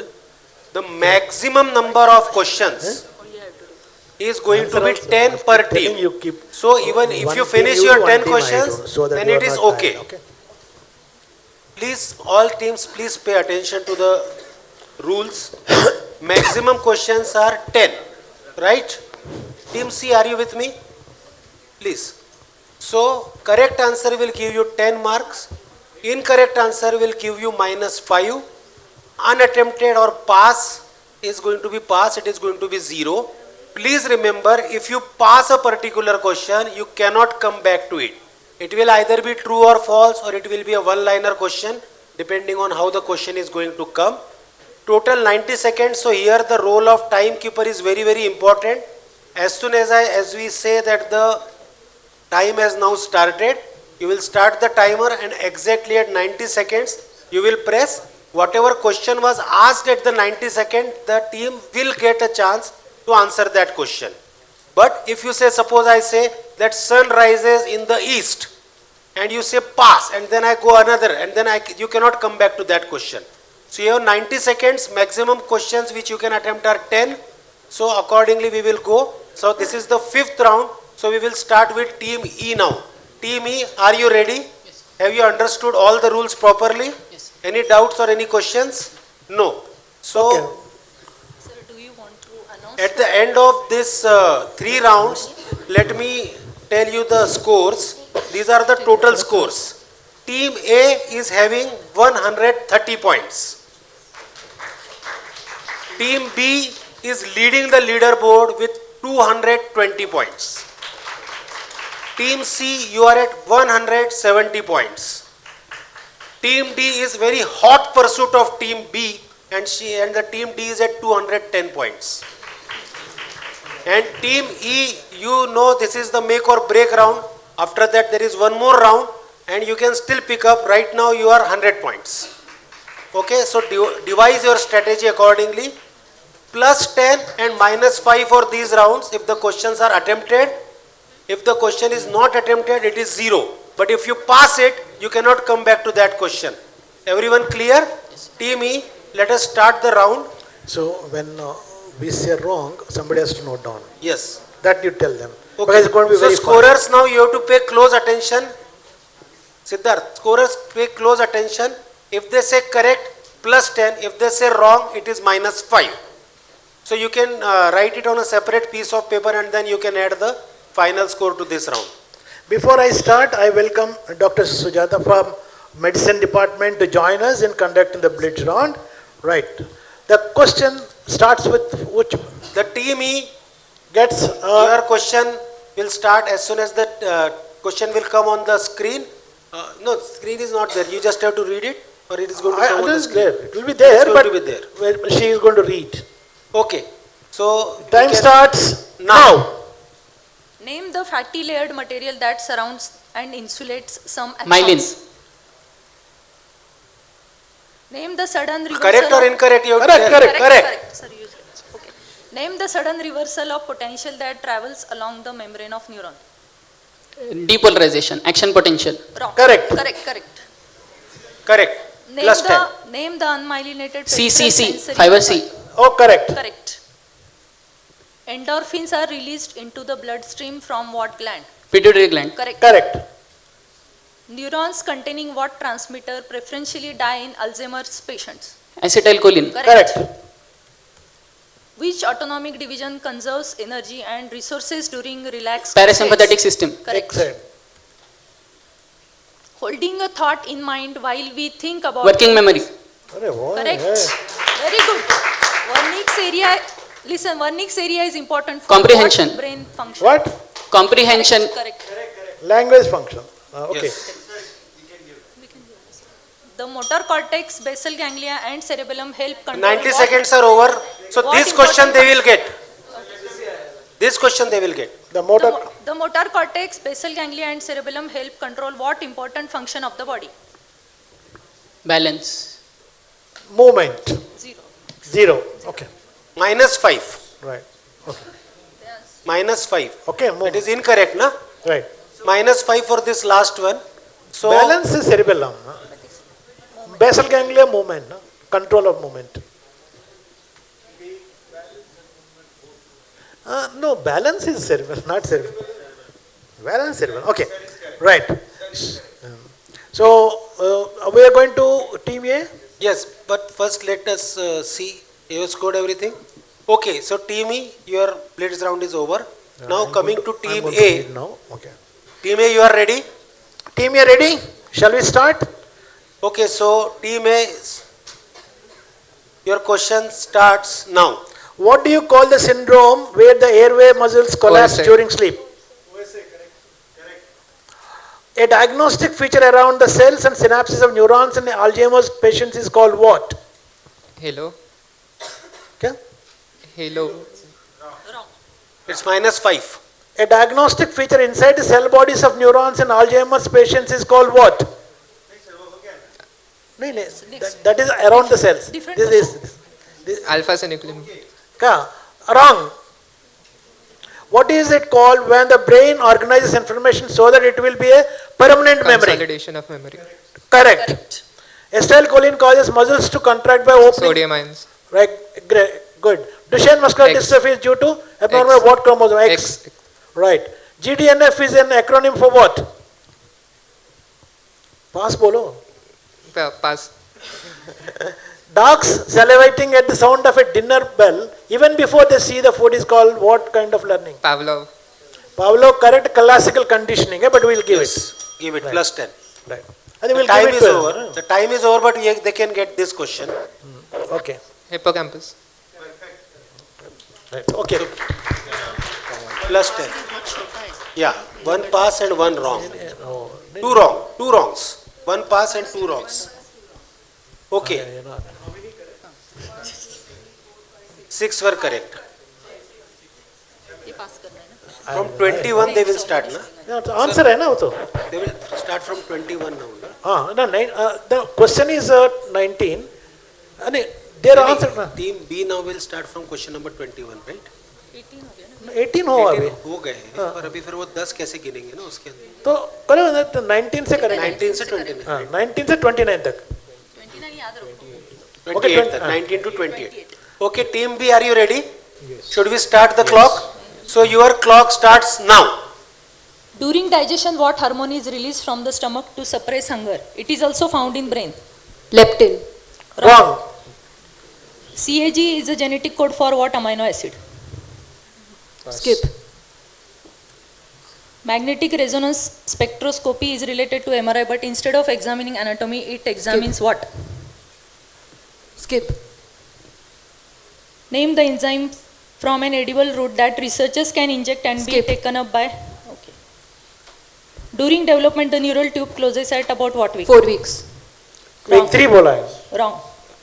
Name the receptor that glutamate and aspartate stimulate. NMDA. Correct. Unlike declarative language processing, procedural knowledge Skip. requires what? Okay. Sonic Hedgehog is is important for the development of what part of the nervous system? Neural tube. Tube. spinal cord. Anyway. Correct, correct. Yeah, we are given. Correct. Yes, judges are giving plus 10. How does cocaine affect synaptic transmission?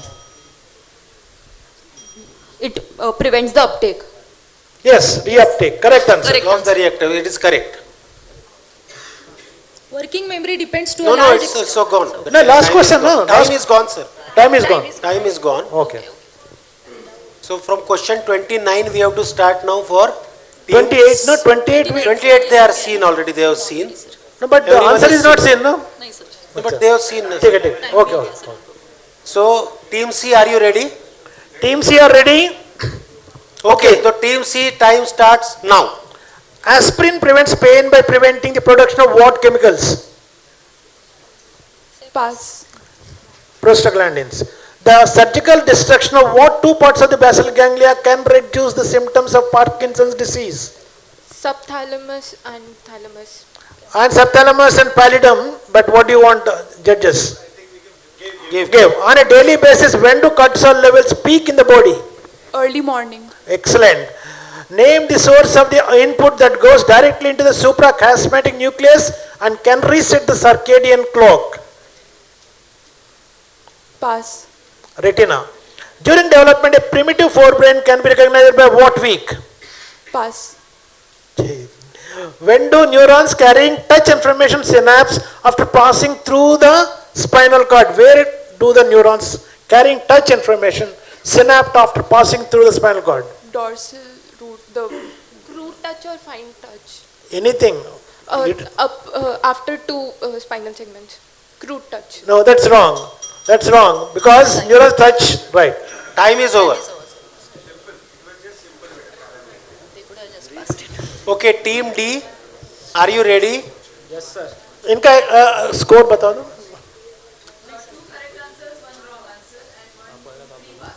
3 passes. ठीक है, okay. Okay, team D, are you ready? Team D is ready. Score. Timekeeper, please note. Timekeeper, Can we start? please note the time for time D starts now. What do you call transient attack of paralysis while?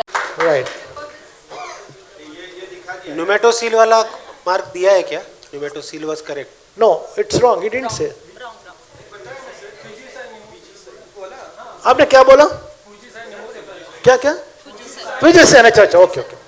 They are given. हाँ, They okay, are given. हो Yes. गया भी है. Any negative? No negative.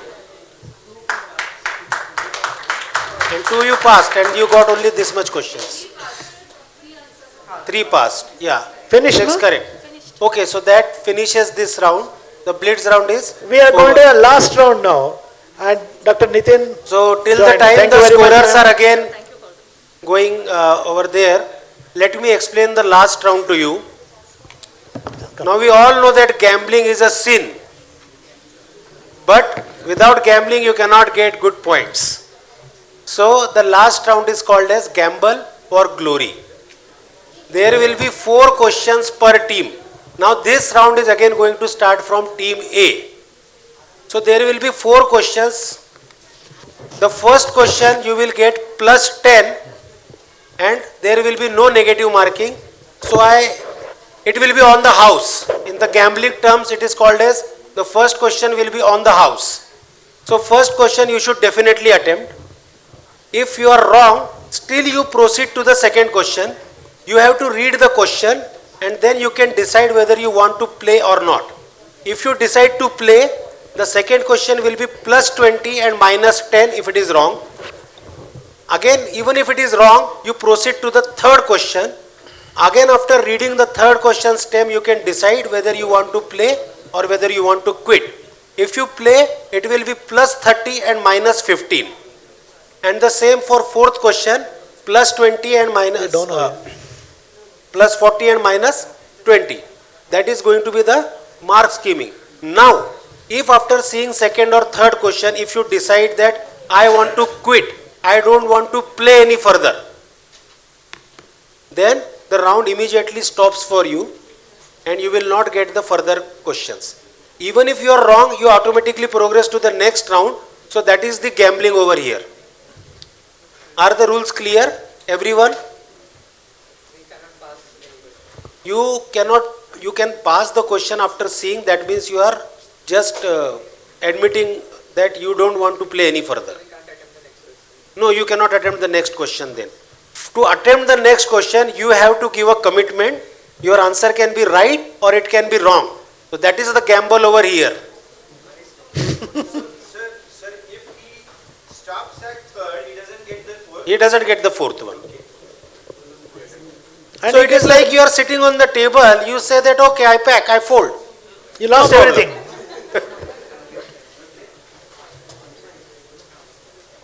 So at the end of the fifth round, let me again tell you the scores. Team A is at 180 points. Team B 240 points. Team C 185 points. And Team D has really scored very much in this and they are now at 270 points. Team E, fantastic scoring in this round and now you are at 175 points. So there is a scope for improvement now. So now everyone knows their score and now you have to gamble based on your strategy. Whether you really want to gamble or you want to pass, you will get to see the stem of the question. That is the scenario. After that, if you say I want to play, then only the question will be demonstrated to you. It is non-passable question to other teams. So please concentrate on your own questions. Time for each question will be around 15 seconds. Okay. First one is on the house. So you have to play. You should play. Okay. 10 marks. There is no negative mark for first. So don't quit till you see the stem of the second question. That is the only hint which I can give from here. These are progressively difficult questions. That's right. Yes. We attempt the first question. If it's correct, we get 10 points. You all will get second 20. And if on seeing the third He has that. Then your progress stops over there. That will be your final score. Why 30? Yes, first and second, yes. 10 and 20 you will get. Yes, 100%. See, you can decide to quit the table anytime. When you have won, you think that I have won enough, you leave the table. It's as simple as that. It is gamble. Okay. So, welcome Dr. Nitin Gadkari to join me in the final round of 16 questions. Right? Each team has got 4 Each team has got 4, so 20 questions. 20 questions, right. So, you start with the first stem. First stem. Question is, which cranial nerve innervates the chemoreceptors and baroreceptors of the carotid body? Vagus. I'm afraid that is not the correct answer, but they don't get any negative in that.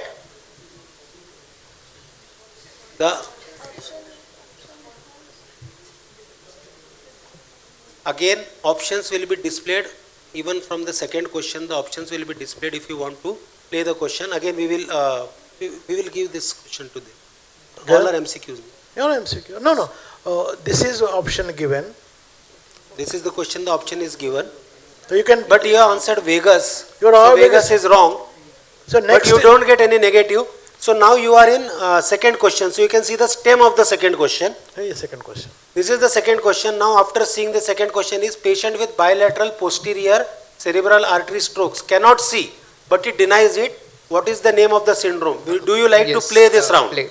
Okay, so plus 20 if you get it right, minus 10 if you get it wrong. Can we get the other click?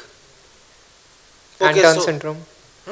Anton. Anton syndrome is the correct answer. Correct answer. So plus 20. Third question, stem. Third question, stem. Gadkari sir, just 1 second. So first they get the question, then they decide to play, and Then they get the answers. Yes.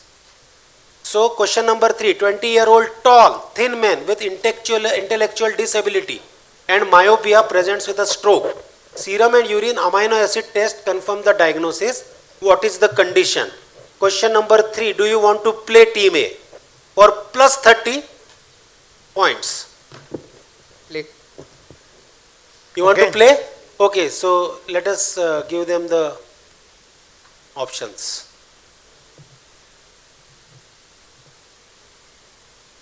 Since you have decided to play, you have to give me one answer. now if he passes, he still gets minus. Yes. B. Yes? B. B Bombay. Yeah. Mitochondrial cytopathy and coenzyme Q. Wrong answer. That is the wrong answer. So minus 15 now.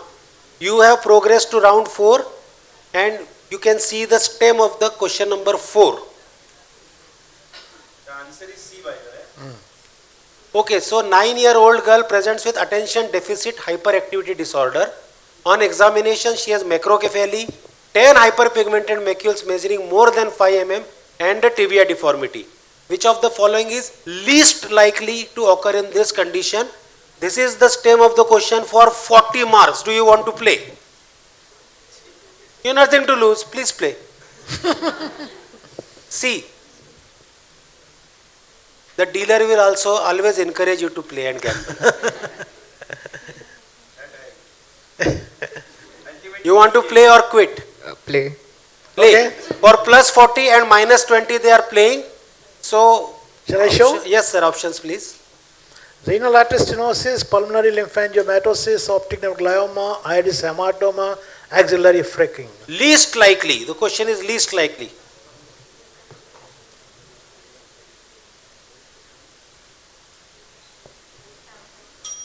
Okay, so time is up. So even if you don't answer, it is minus 20. Okay, anyone B. from the audience B. wants to answer? Yes. B is correct. B is correct answer. B. B is correct answer. Pulmonary lymphangiomatosis. Very. So plus 40. So your gamble paid off. So team A. Finish. Finished. Let us start with team B now.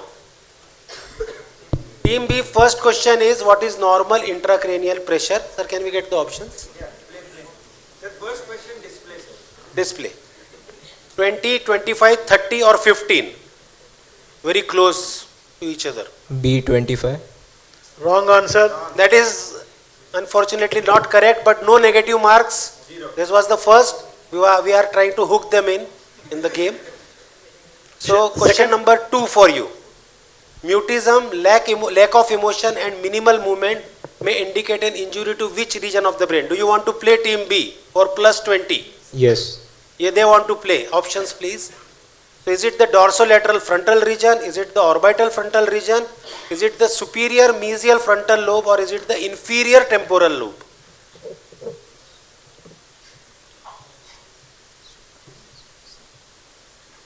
C. They have given the answer as C. C is the wrong answer, I'm afraid. Dorsolateral Minus 10 marks for team B now. Okay. Shall I? Anyone in the audience wants to answer? Yes? Yeah, dorsolateral frontal region. Yes, correct. A answer is correct. A chocolate. Okay. Where is chocolate lady? Where is Sir, she? Stem of the third question. Stem only. Okay, 60-year-old college professor started showing abnormal rolling of eyeballs on being asked questions and started yelling lewd comments on students. She was known to be a quiet person and well behaved. In OPD, she was found to be chewing on a pen. Which of the following is more likely to be a diagnosis for plus 30? Do you want to play this question, team B? Play. You want to play? Okay, options please.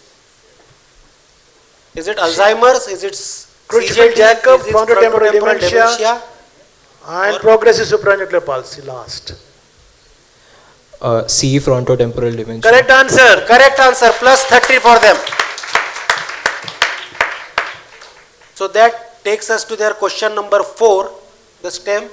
32-year-old female patient presents with vision impairment, hearing loss, headache. The MRI demonstrates lesions in the middle of the corpus callosum. She also has lacunar infarcts. Branch retinal artery occlusions are seen with retinal fluorescein angiography.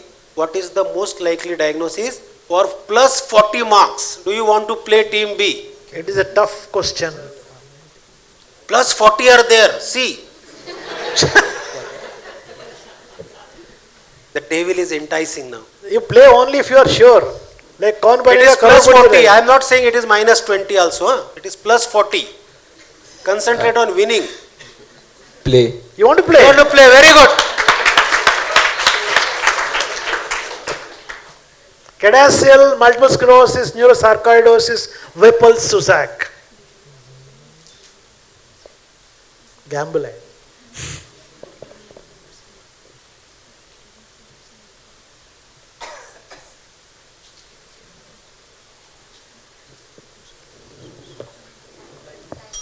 Okay, so time is up. You want to answer this? C. Neurosarcoidosis. I'm sorry, it's a Susac syndrome. So minus 20. So you are doing very well. I think one of the judges advised you not to play, but it's okay. That is what gambling is all about. If you would have won it, it was plus 40. Asha, I think I did a wrong answer for them. We have to give it to him.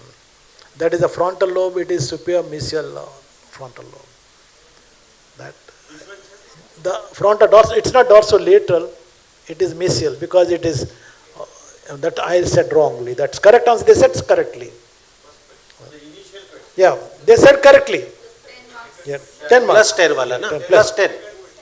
Second question. Second question. Plus, we will go back. Second question. This second question. They said correctly. Right. Yeah. Okay. I'm sorry about it. Take back the chocolate. I'm sorry. Team C. Okay, Team C. Are you okay? Team C, ready? The first question is on electroencephalogram. What is alpha frequency? And this week, please show the options, sir. So what is alpha frequency? Is it 3 to 5? Is it 9 to 12? Is it 5 to 8? Or is it 12 to 30? B. B Correct is 9 answer. to 12. That is correct answer. Plus 10 for them. The stem of the second question, please. Which of the following anti-epileptic medication can increase absence and myoclonic seizures? Are you ready to play this question for plus 20? Shall I show? Okay. E. Carbamazepine. Correct answer. The answer is correct. They get plus 20 and they also get to see the stem of the third question now. 15-year-old boy presents with lancinating extremity pain which worsens in the summer season. He also complains of occasional abdominal pain. On examination, he has dark red dots near his umbilicus, on his thighs and buttocks. What is the most likely diagnosis? Do you want to play for 30 marks? Plus 30.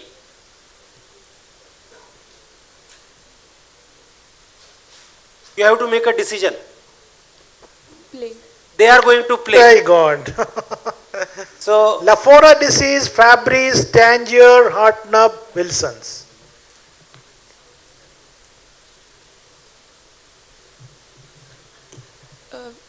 Fabry's disease. Excellent answer. correct answer, and they have gambled very wisely. So plus 30 for them. So the fourth stem, they are eligible for fourth stem now. A welder presents with personality changes and tremors. On examination, he has dystonia and an abnormal gait. He walks on his toes with his spine erect and his elbows flexed. MRI shows increased signal in the pallidum on T1 weighted images. What is the most likely diagnosis? For plus 40, do you want to play?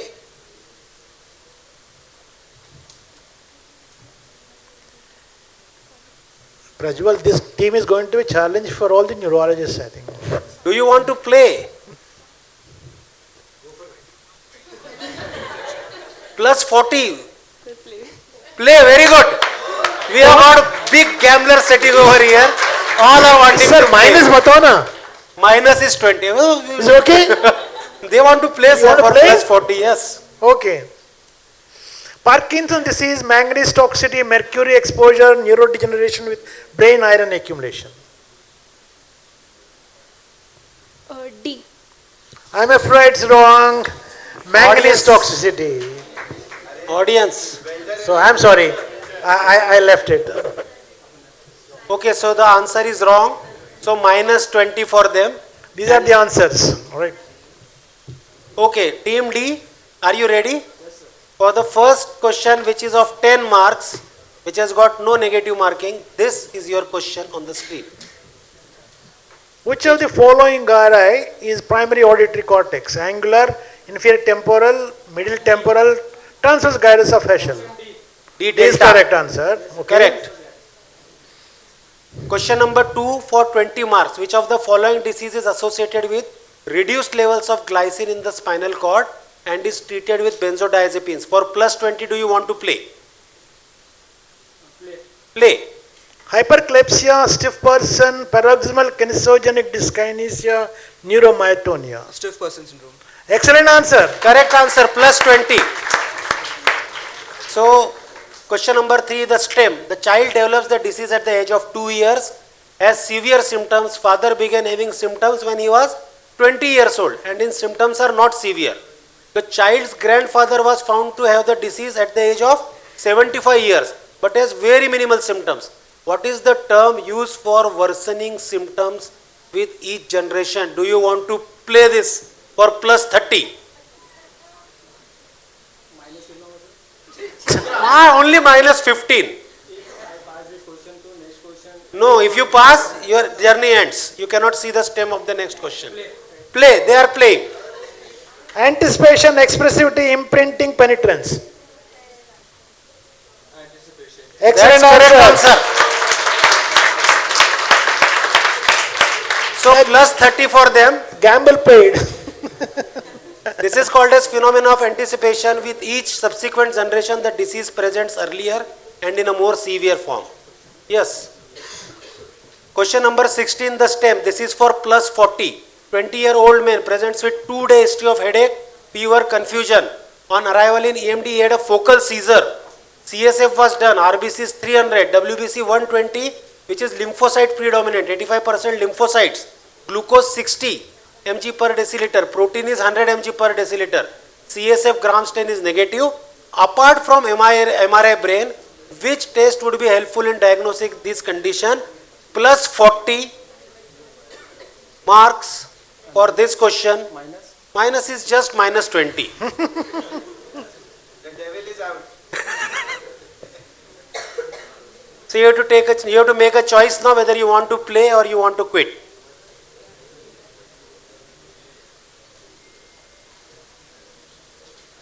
It's not bacterial meningitis. Okay, so last 5 seconds for you to decide.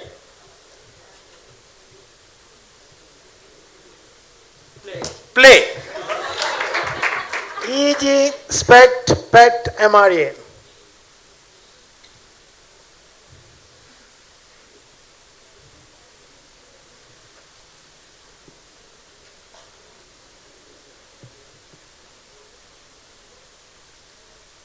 You have to give us an answer now. Time is up. You can. Option B. Option B, beta. That is the spec. Wrong. I'm afraid that is wrong. We look for periodic lateralizing epileptiform abnormalities to diagnose herpes simplex encephalitis. So minus 20. Minus 20 for this last. So now, team E, your question begins. 18-year-old boy with polycystic kidney disease presents with severe headache, vomiting, phonophobia. Which diagnosis needs to be ruled out? This is on the house plate. There are no negative marks. Is it a Cluster headache, migraine, pituitary apoplexy, SAH. Last 3 questions of this magical quiz. Pituitary apoplexy, C. I am wrong, Fred, wrong answer. That is the wrong answer. Anyone in the audience? Subarachnoid hemorrhage is the correct answer. Subarachnoid hemorrhage because polycystic kidney disease associated with aneurysm. Okay, so no negative marks for them. Next. Second question, the stem is patient presents with pain in the buttock that radiates down to the posterior aspect of his leg to the lateral aspect of his foot. He has decreased sensation in a similar distribution. Hip extension, knee flexion, plantar flexion and toe flexion are weak and his ankle jerk is diminished. What is the diagnosis? Do you want to play it for 20 marks? Yes, sir, play. Yes, they want to play. L4 radiculopathy, L5 radiculopathy, S1 radiculopathy, peroneal lesion.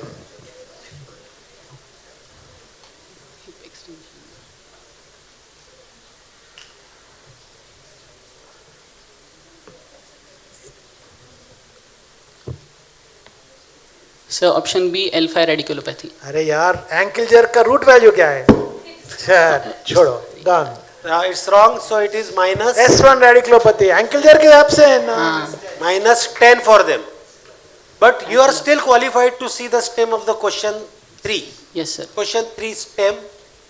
30-year-old lady on chemotherapy develops headache, vomiting and seizures. She was found to have sagittal sinus thrombosis. Which of the following medication is likely to be responsible? For plus 30, play. You would like to play? Yes, sir. Okay, they would like to play. L-asparginase, busulfan, chlorambucil, cetarbin.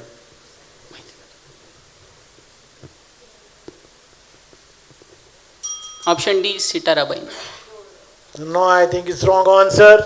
It's not the correct answer, so minus. Audience, L-asparginase is the correct answer. Who said that? Diwan madam, आपको chocolate. Madam को chocolate देना please.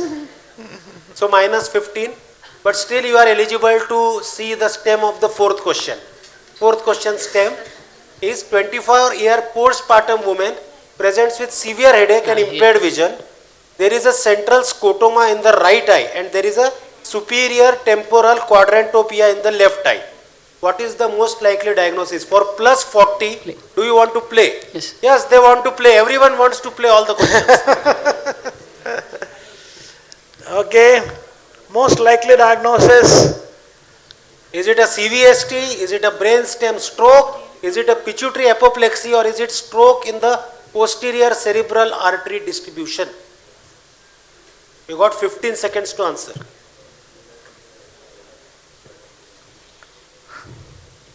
So stroke in posterior cerebral arteries. I am afraid it's wrong answer. No. It's pituitary apoplexy. Postpartum है ना यार. You have to take the clue. So minus 20 for this. That ends our quiz. That is the end of the quiz. Yes, sir.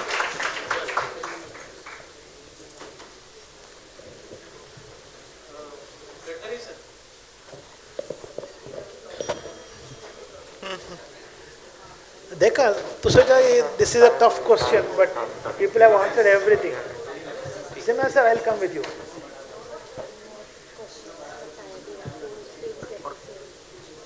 We'll have one more question. All right.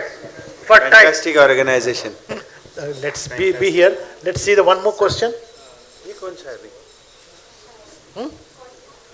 अच्छा.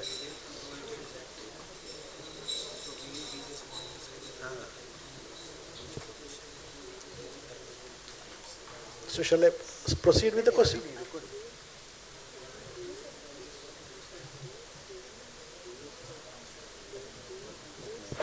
I got it. I got it.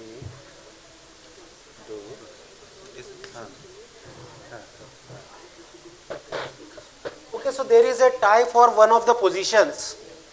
Okay, and that tie is between team A and team C. So you are going to get a tiebreaker question. And Brunmai, Only one question or 4 questions? What do you want? There will be, sir, I think you can just give them One case, one question with a buzzer. Whoever gets it. Whoever gets it gets only it. one. अगर वो wrong आया तो Wrong है तो और एक दोनों का wrong आना चाहिए ना पर जो it's like football जो पहला ये लाएगा तो जो पहला correct करेगा sudden death. No. See, what is the best question to give them? You think about of all the rounds. Is it the gamble round question? Is that the neck? We can give them the gamble round. Whatever is Okay, right then. So okay, team A and team C, just check your buzzers first. Wait, reset, press. It is working, right? Put your hands on the buzzer. This is a tie for one position. I will not tell you which position. Okay. So which structure transfers? No, not this one. Not this one. I am going to give the question.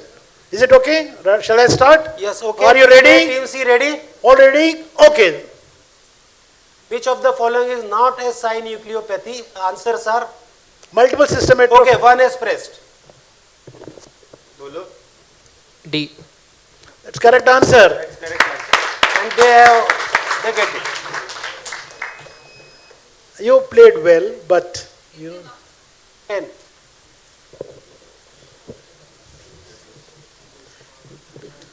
अभी क्या scene है?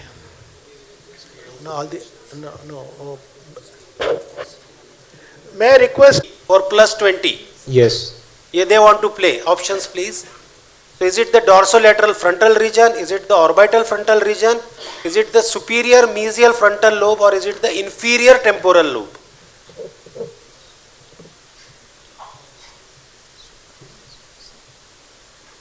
C. They have given the answer as C. C is the wrong answer, I am afraid. Minus 10 marks for team B now. Okay. Shall I? Anyone in the audience wants to answer? Yes?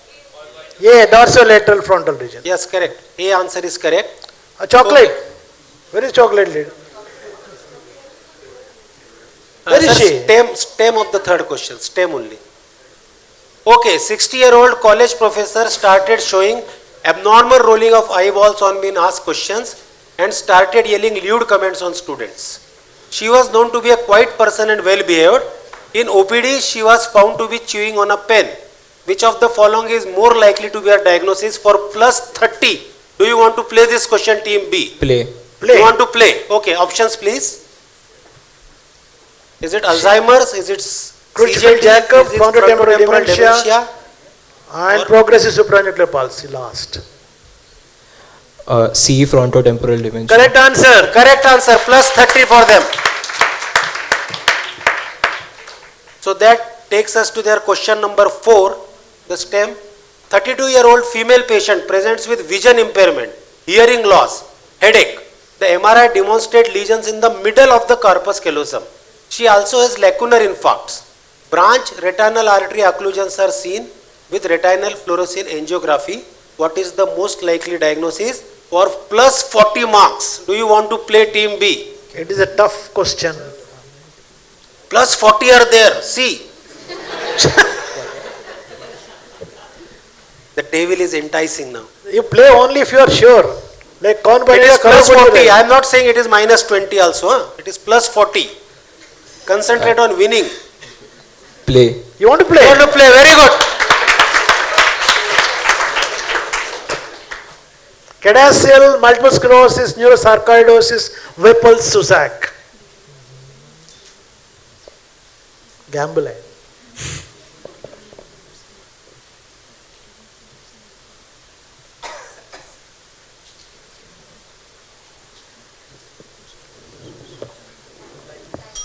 Okay, so time is up. You want to answer this? C. Neurosarcoidosis. I'm sorry, it's a Susac syndrome. So minus 20. So you are doing very well. I think one of the judges advised you not to play, but it's okay. That is what gambling is all about. If you would have won it, it was plus 40. Asha, I think I did a wrong answer for them. We have to give it to him. That is the frontal lobe. It is superior mesial frontal lobe. That the frontal dorsal. It's not dorsolateral. It is mesial because it is that I said wrongly. That's correct answer. They said correctly. Yeah, they said correctly. Yeah, 10 marks. Plus 10 wala na? 10, Plus 10. Second question. Second question. Plus, we will go back. Second question. This is second question. They said correctly. Right. Yeah. Okay. I'm sorry about it. Take back the chocolate. I'm sorry. Team C. Okay, Team C. Are you okay? Team C, ready? The first question is on electroencephalogram. What is alpha frequency? And this week, please show the options, sir. So what is alpha frequency? Is it 3 to 5? Is it 9 to 12? Is it 5 to 8? Or is it 12 to 30? B. B Correct is 9 answer. to 12. That is correct answer. Plus 10 for them. The stem of the second question, please. Which of the following anti-epileptic medication can increase absence and myoclonic seizures? Are you ready to play this question for plus 20? Shall I show? Okay. A. Carbamazepine. Correct answer. The answer is correct. They get plus 20 and they also get to see the stem of the third question now. 15-year-old boy presents with lancinating extremity pain which worsens in the summer season. He also complains of occasional abdominal pain. On examination, he has dark red dots near his umbilicus, on his thighs and buttocks. What is the most likely diagnosis? Do you want to play for 30 marks? Plus 30.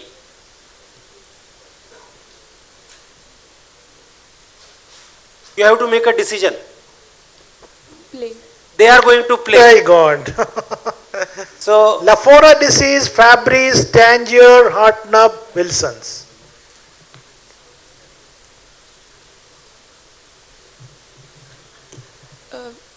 Fabry's disease. Excellent answer. correct answer and they have gambled very wisely. So, plus 30 for them. So, the fourth stem, they are eligible for fourth stem now. A welder presents with personality changes and tremors. On examination, he has dystonia and an abnormal gait. He walks on his toes with his spine erect and his elbows flexed. MRI shows increased signal in the pallidum on T1 weighted images. What is the most likely diagnosis? For plus 40, do you want to play?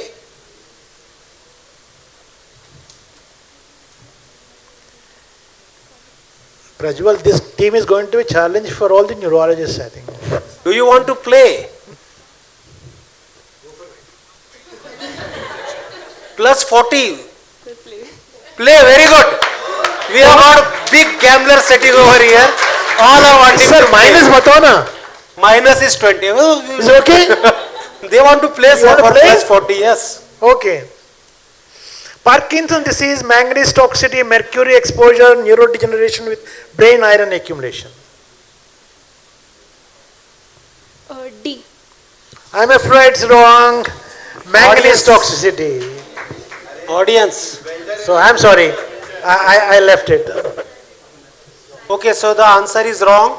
So minus 20 for them. These are the answers. All right. Okay, team D, are you ready? For the first question, which is of 10 marks, which has got no negative marking, this is your question on the screen. Which of the following gyri is primary auditory cortex? Angular, inferior temporal, middle temporal, transverse gyrus of Heschel. D D is delta. correct answer. Okay. Correct. Question number 2 for 20 marks. Which of the following disease is associated with reduced levels of glycine in the spinal cord and is treated with benzodiazepines? For plus 20, do you want to play? Play. Hyperclepsia, stiff person, paroxysmal kinesogenic dyskinesia, neuromyotonia. Stiff person syndrome. Excellent answer. Correct answer, plus 20. So, question number 3, the stem. The child develops the disease at the age of 2 years, has severe symptoms. Father began having symptoms when he was 20 years old, and his symptoms are not severe. The child's grandfather was found to have the disease at the age of 75 years, but has very minimal symptoms. What is the term used for worsening symptoms with each generation? Do you want to play this for plus 30? Only minus 15. No, if you pass, your journey ends. You cannot see the stem of the next question. Play, they are playing. Anticipation, expressivity, imprinting, penetrance. Excellent answer. So plus 30 for them. Gamble paid. This is called as phenomenon of anticipation. With each subsequent generation, the disease presents earlier and in a more severe form. Yes. Question number 16, the stem. This is for plus 40. 20-year-old man presents with 2-day history of headache, fever, confusion. On arrival in EMD, he had a focal seizure. CSF was done. RBC is 300, WBC 120, which is lymphocyte predominant, 85% lymphocytes. Glucose 60 mg per deciliter. Protein is 100 mg per deciliter. CSF gram stain is negative. Apart from MRI brain, which test would be helpful in diagnosing this condition? Plus 40 marks for this question. Minus is just minus 20. The devil is out. So you have to make a choice now whether you want to play or you want to quit.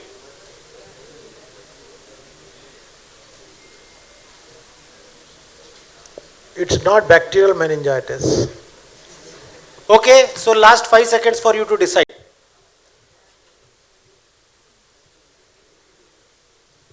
Play. EEG, SPECT, PET, MRA.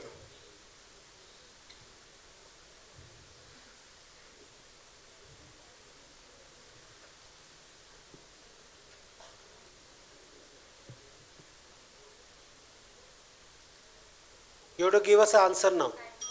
Time is up. You can. Option B. Option B, beta. That is the SPECT. Wrong.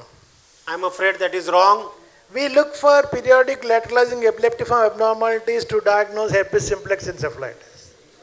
So minus 20. Minus 20 for this last. So now team E, your question begins. 18-year-old boy with polycystic kidney disease presents with severe headache, vomiting, phonophobia. Which diagnosis needs to be ruled out? This is on the house. Play it. There are no negative marks. Is it Cluster headache, migraine, pituitary apoplexy, SAH. Last 3 questions of this magical quiz. Pituitary apoplexy, C. I am wrong, wrong answer. That is the wrong answer. Anyone in the audience? Subarachnoid hemorrhage is the correct answer.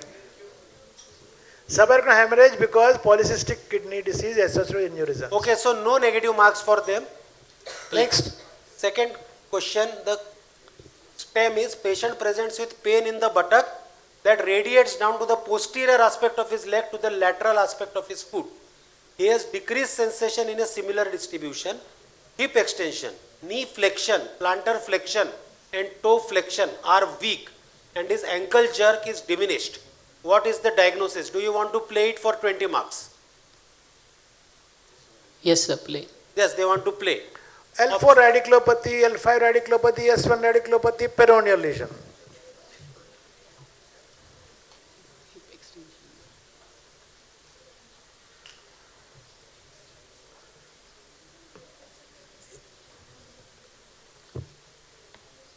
So option B, L5 radiculopathy. अरे यार ankle jerk का root value क्या है? छोड़ो, done. It's wrong, so it is minus. S1 radiculopathy, ankle jerk is absent. Minus 10 for them. But you are still qualified to see the stem of the question 3. Yes, sir. Question 3 stem. 30-year-old lady on chemotherapy develops headache, vomiting and seizures. She was found to have sagittal sinus thrombosis. Which of the following medication is likely to be responsible? For plus 30, you would like to play? Yes. Okay, they would like to play. L-asparginase, Busulfan, busulfan, chlorambucil, cetarbin.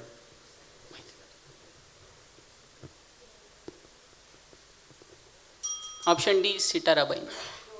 No, I think it's wrong answer. It's not the correct answer, so minus. Audience, L-asparginase is the correct answer. Who said that? Diwan madam, आपको chocolate. Madam को chocolate देना please. So minus 15, but still you are eligible to see the stem of the fourth question. Fourth question stem is 24-year postpartum woman presents with severe headache and impaired vision. There is a central scotoma in the right eye and there is a superior temporal quadrantopia in the left eye. What is the most likely diagnosis? For plus 40, do you want to play? Yes. Yes, they want to play. Everyone wants to play all the questions. Okay, most likely diagnosis. Is it a CVST? Is it a brainstem stroke? Is it a pituitary apoplexy or is it stroke in the posterior cerebral artery distribution? You got 15 seconds to answer.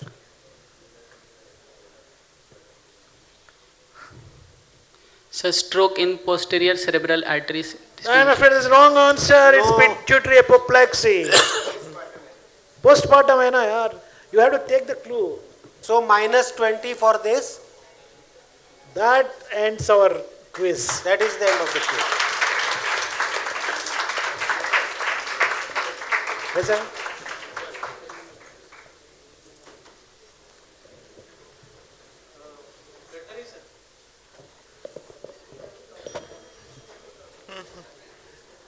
देखा तो सोचा ये this is a tough question but people have answered everything.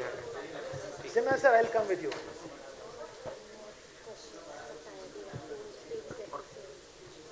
We'll have one more question. All right. For time. Fantastic organization. Let's be here. Let's see the one more question. ये कौन सा है अभी? अच्छा.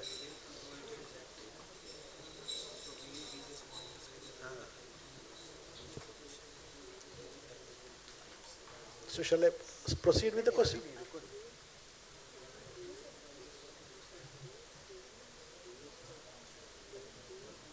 I got it.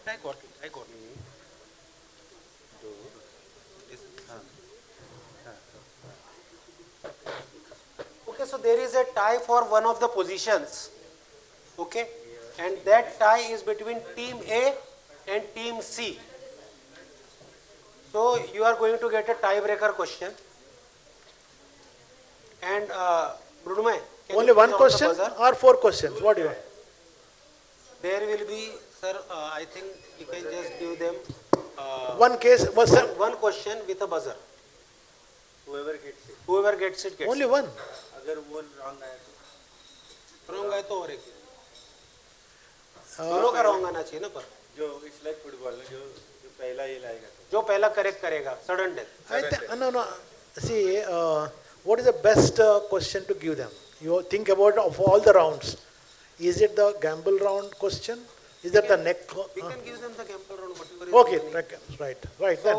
So okay, team A and team C, just check your buzzers first. Wait, reset, press. It is working, right? Put your hands on the buzzer. This is a tie for one position. I will not tell you which position. Okay. So, which structure transfers No, not this one. Not this one. I am going to give the question. Is it okay? Shall I start? Yes, okay. Are you Team A, ready? Team C ready? All ready? Okay. Which of the following is not a synucleopathy? Answers are? Multiple system atrophy. Okay, one is pressed. बोलो. D. That's correct answer. That's correct answer. And they get it. You played well, but you know. 10.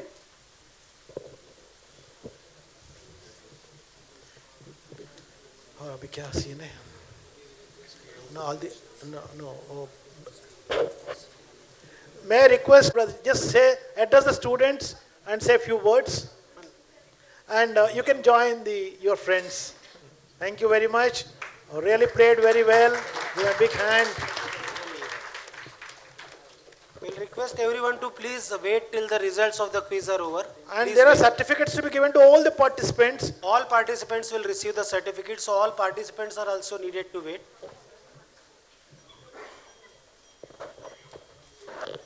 Sir, bolo.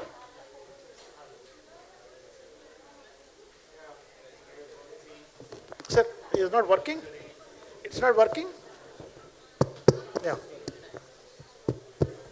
It's a great pleasure to be here in this quiz. Please wait. Please sit down here. It's a great pleasure to be part of this quiz, and I'm honored to be here and very impressed with the performance of students and their interest in neurology. Very impressive that Dr. Gorthi has put so much of effort to take out beautiful quizzes. Dr. Gadkari and whole medicine department here has both combined doing so synergistic work. Very few places we find this kind of synergism between the neurologist and the medicine department. Very appreciable work. And that's why the students are learning, the MBBS students and these students are learning so much better neurology. This synergy is important. The core of medicine is internal medicine first. Unless a person is good internal medicine, good clinician, he cannot become a good neurologist. We are the basis. So I'm honored to be here, and all the students, I'm mightily impressed with your performance, the way you have broken the quiz. Thank you very much, all of you. Excellent organization by Medicine and Neurology Department, Professor Gorthi, Professor Gadkari, and all those who have contributed. And fantastic questions, a mix of clinical scenarios, genetics, therapeutics, diagnostic, everything was there. Fantastic, really enjoyed. We all, as judges, I suppose, we also learned a lot through this, and hats off to the spirit of all the students, the participants as well as all the students, being attentive all through the quiz. Hats off, excellent. I'm really proud of BJ, of Bharti. Thank you.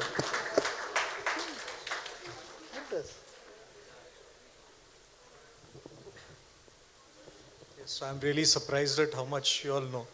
I mean, nothing like the kind of students we were during our MBBS. So wonderful event, sir, and mainly congratulate Dr. Gorthi. I mean, this is one of the most fun and entertaining and interactive kind of learning experiences that you could have during your undergraduate years. So congratulations. I thank all the judges. We are going to have the presentation ceremony very. Dr. Nitin, shall we start the presentation? So we'll start by giving the certificate of merit to 5th position. Come the list. Where is the list? Please give the list. 5th position. Team E, the 5th position. Sambhaji, where is Sambhaji? Come, thank you. Please, a certificate of merit and a small memento to Team E. Barsode madam, please come and do the honors for us. Come, Team E.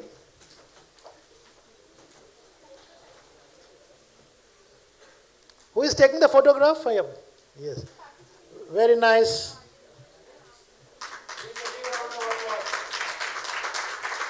Well played, well played.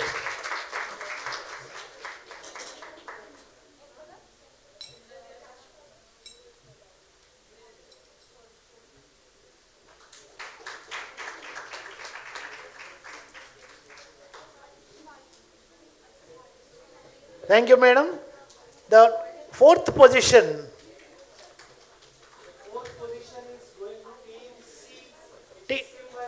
Symbiosis Medical College.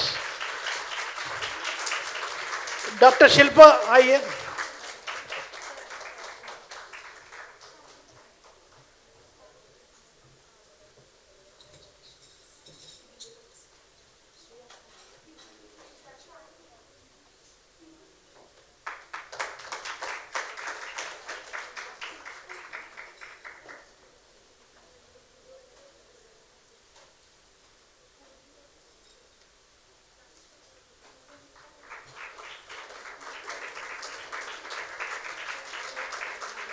Thank you very much, ma'am. Thank you very much.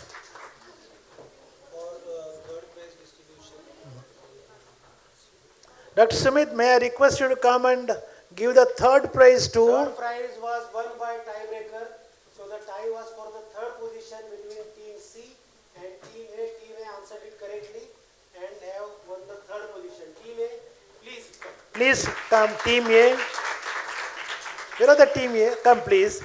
Traumatic encephalopathy has created problems.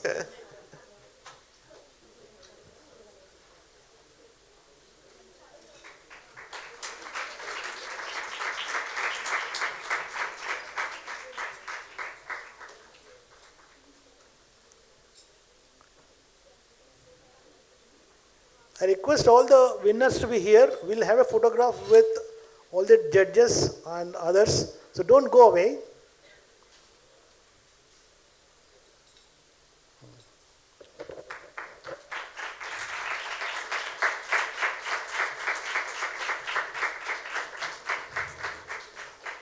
We have a professor of respiratory medicine here among us, Reader Ajay Kumar. May I request him to give the second prize? Second prize, any guesses which team? It is team B. Team B, please come forward. They are from BJ Medical College.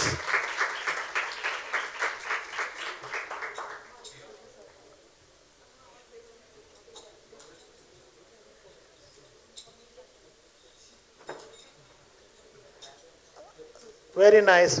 Cup, sir. Cup, sir. Sir.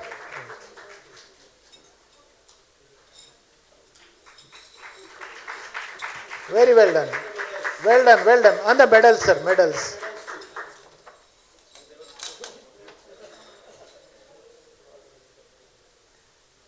And it is the privilege of me and Dr. Nitin Gadkari and all the judges to come onto the stage and felicitate the winners.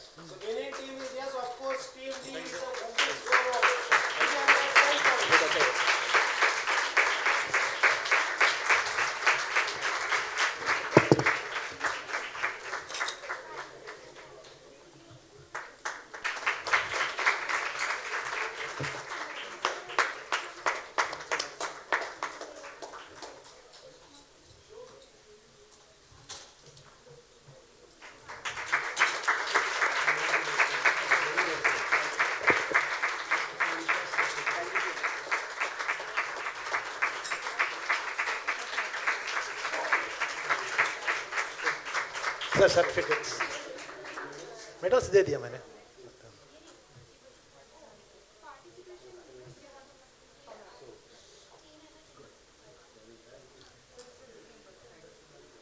May I request all the winners to come here? All team A, B, C, D, E. And hold your mementos with you so that we can all have a photograph. May I request Barsade Madam and medicine faculty to join us.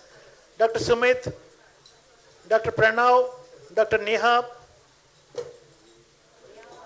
Where is Dr. Neha? Ask her to come, no? Right. Call Neha.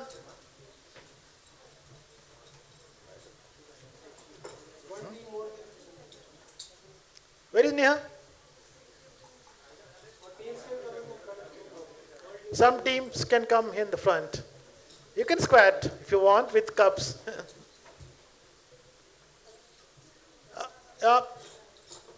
Come on, join. No. Join karo. Sign group, join. Sign group, join. Sign group, join. Squat. Where is Dr. Chaitra, the MC? I think your friends are asking Come. you to lift up the cups. Come. Lift it up. Aajao. Yes.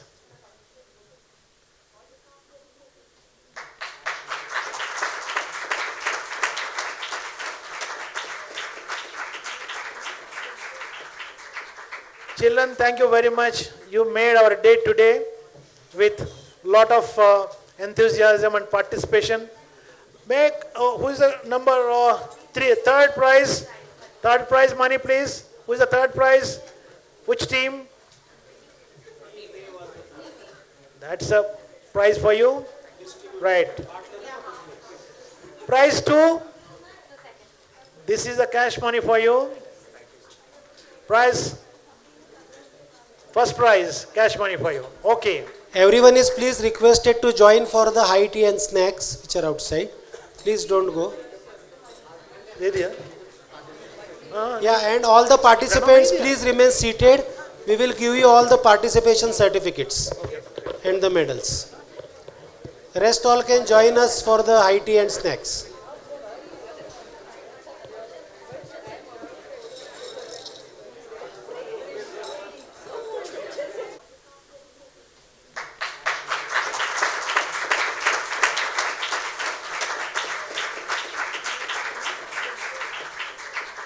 Children, thank you very much. You made our day today with lot of enthusiasm and participation. Make, who is the number 3, third prize? Third prize money, please. Who is the third prize? Which team? That's a prize for you. Right. Prize 2. This is the cash money for you. Prize. First prize, cash money for you. Okay. Everyone is please requested to join for the high tea and snacks which are outside. Please don't go. Yeah, and all the participants please remain seated. We will give you all the participation certificates and the medals. Rest all can join us for the high tea and snacks.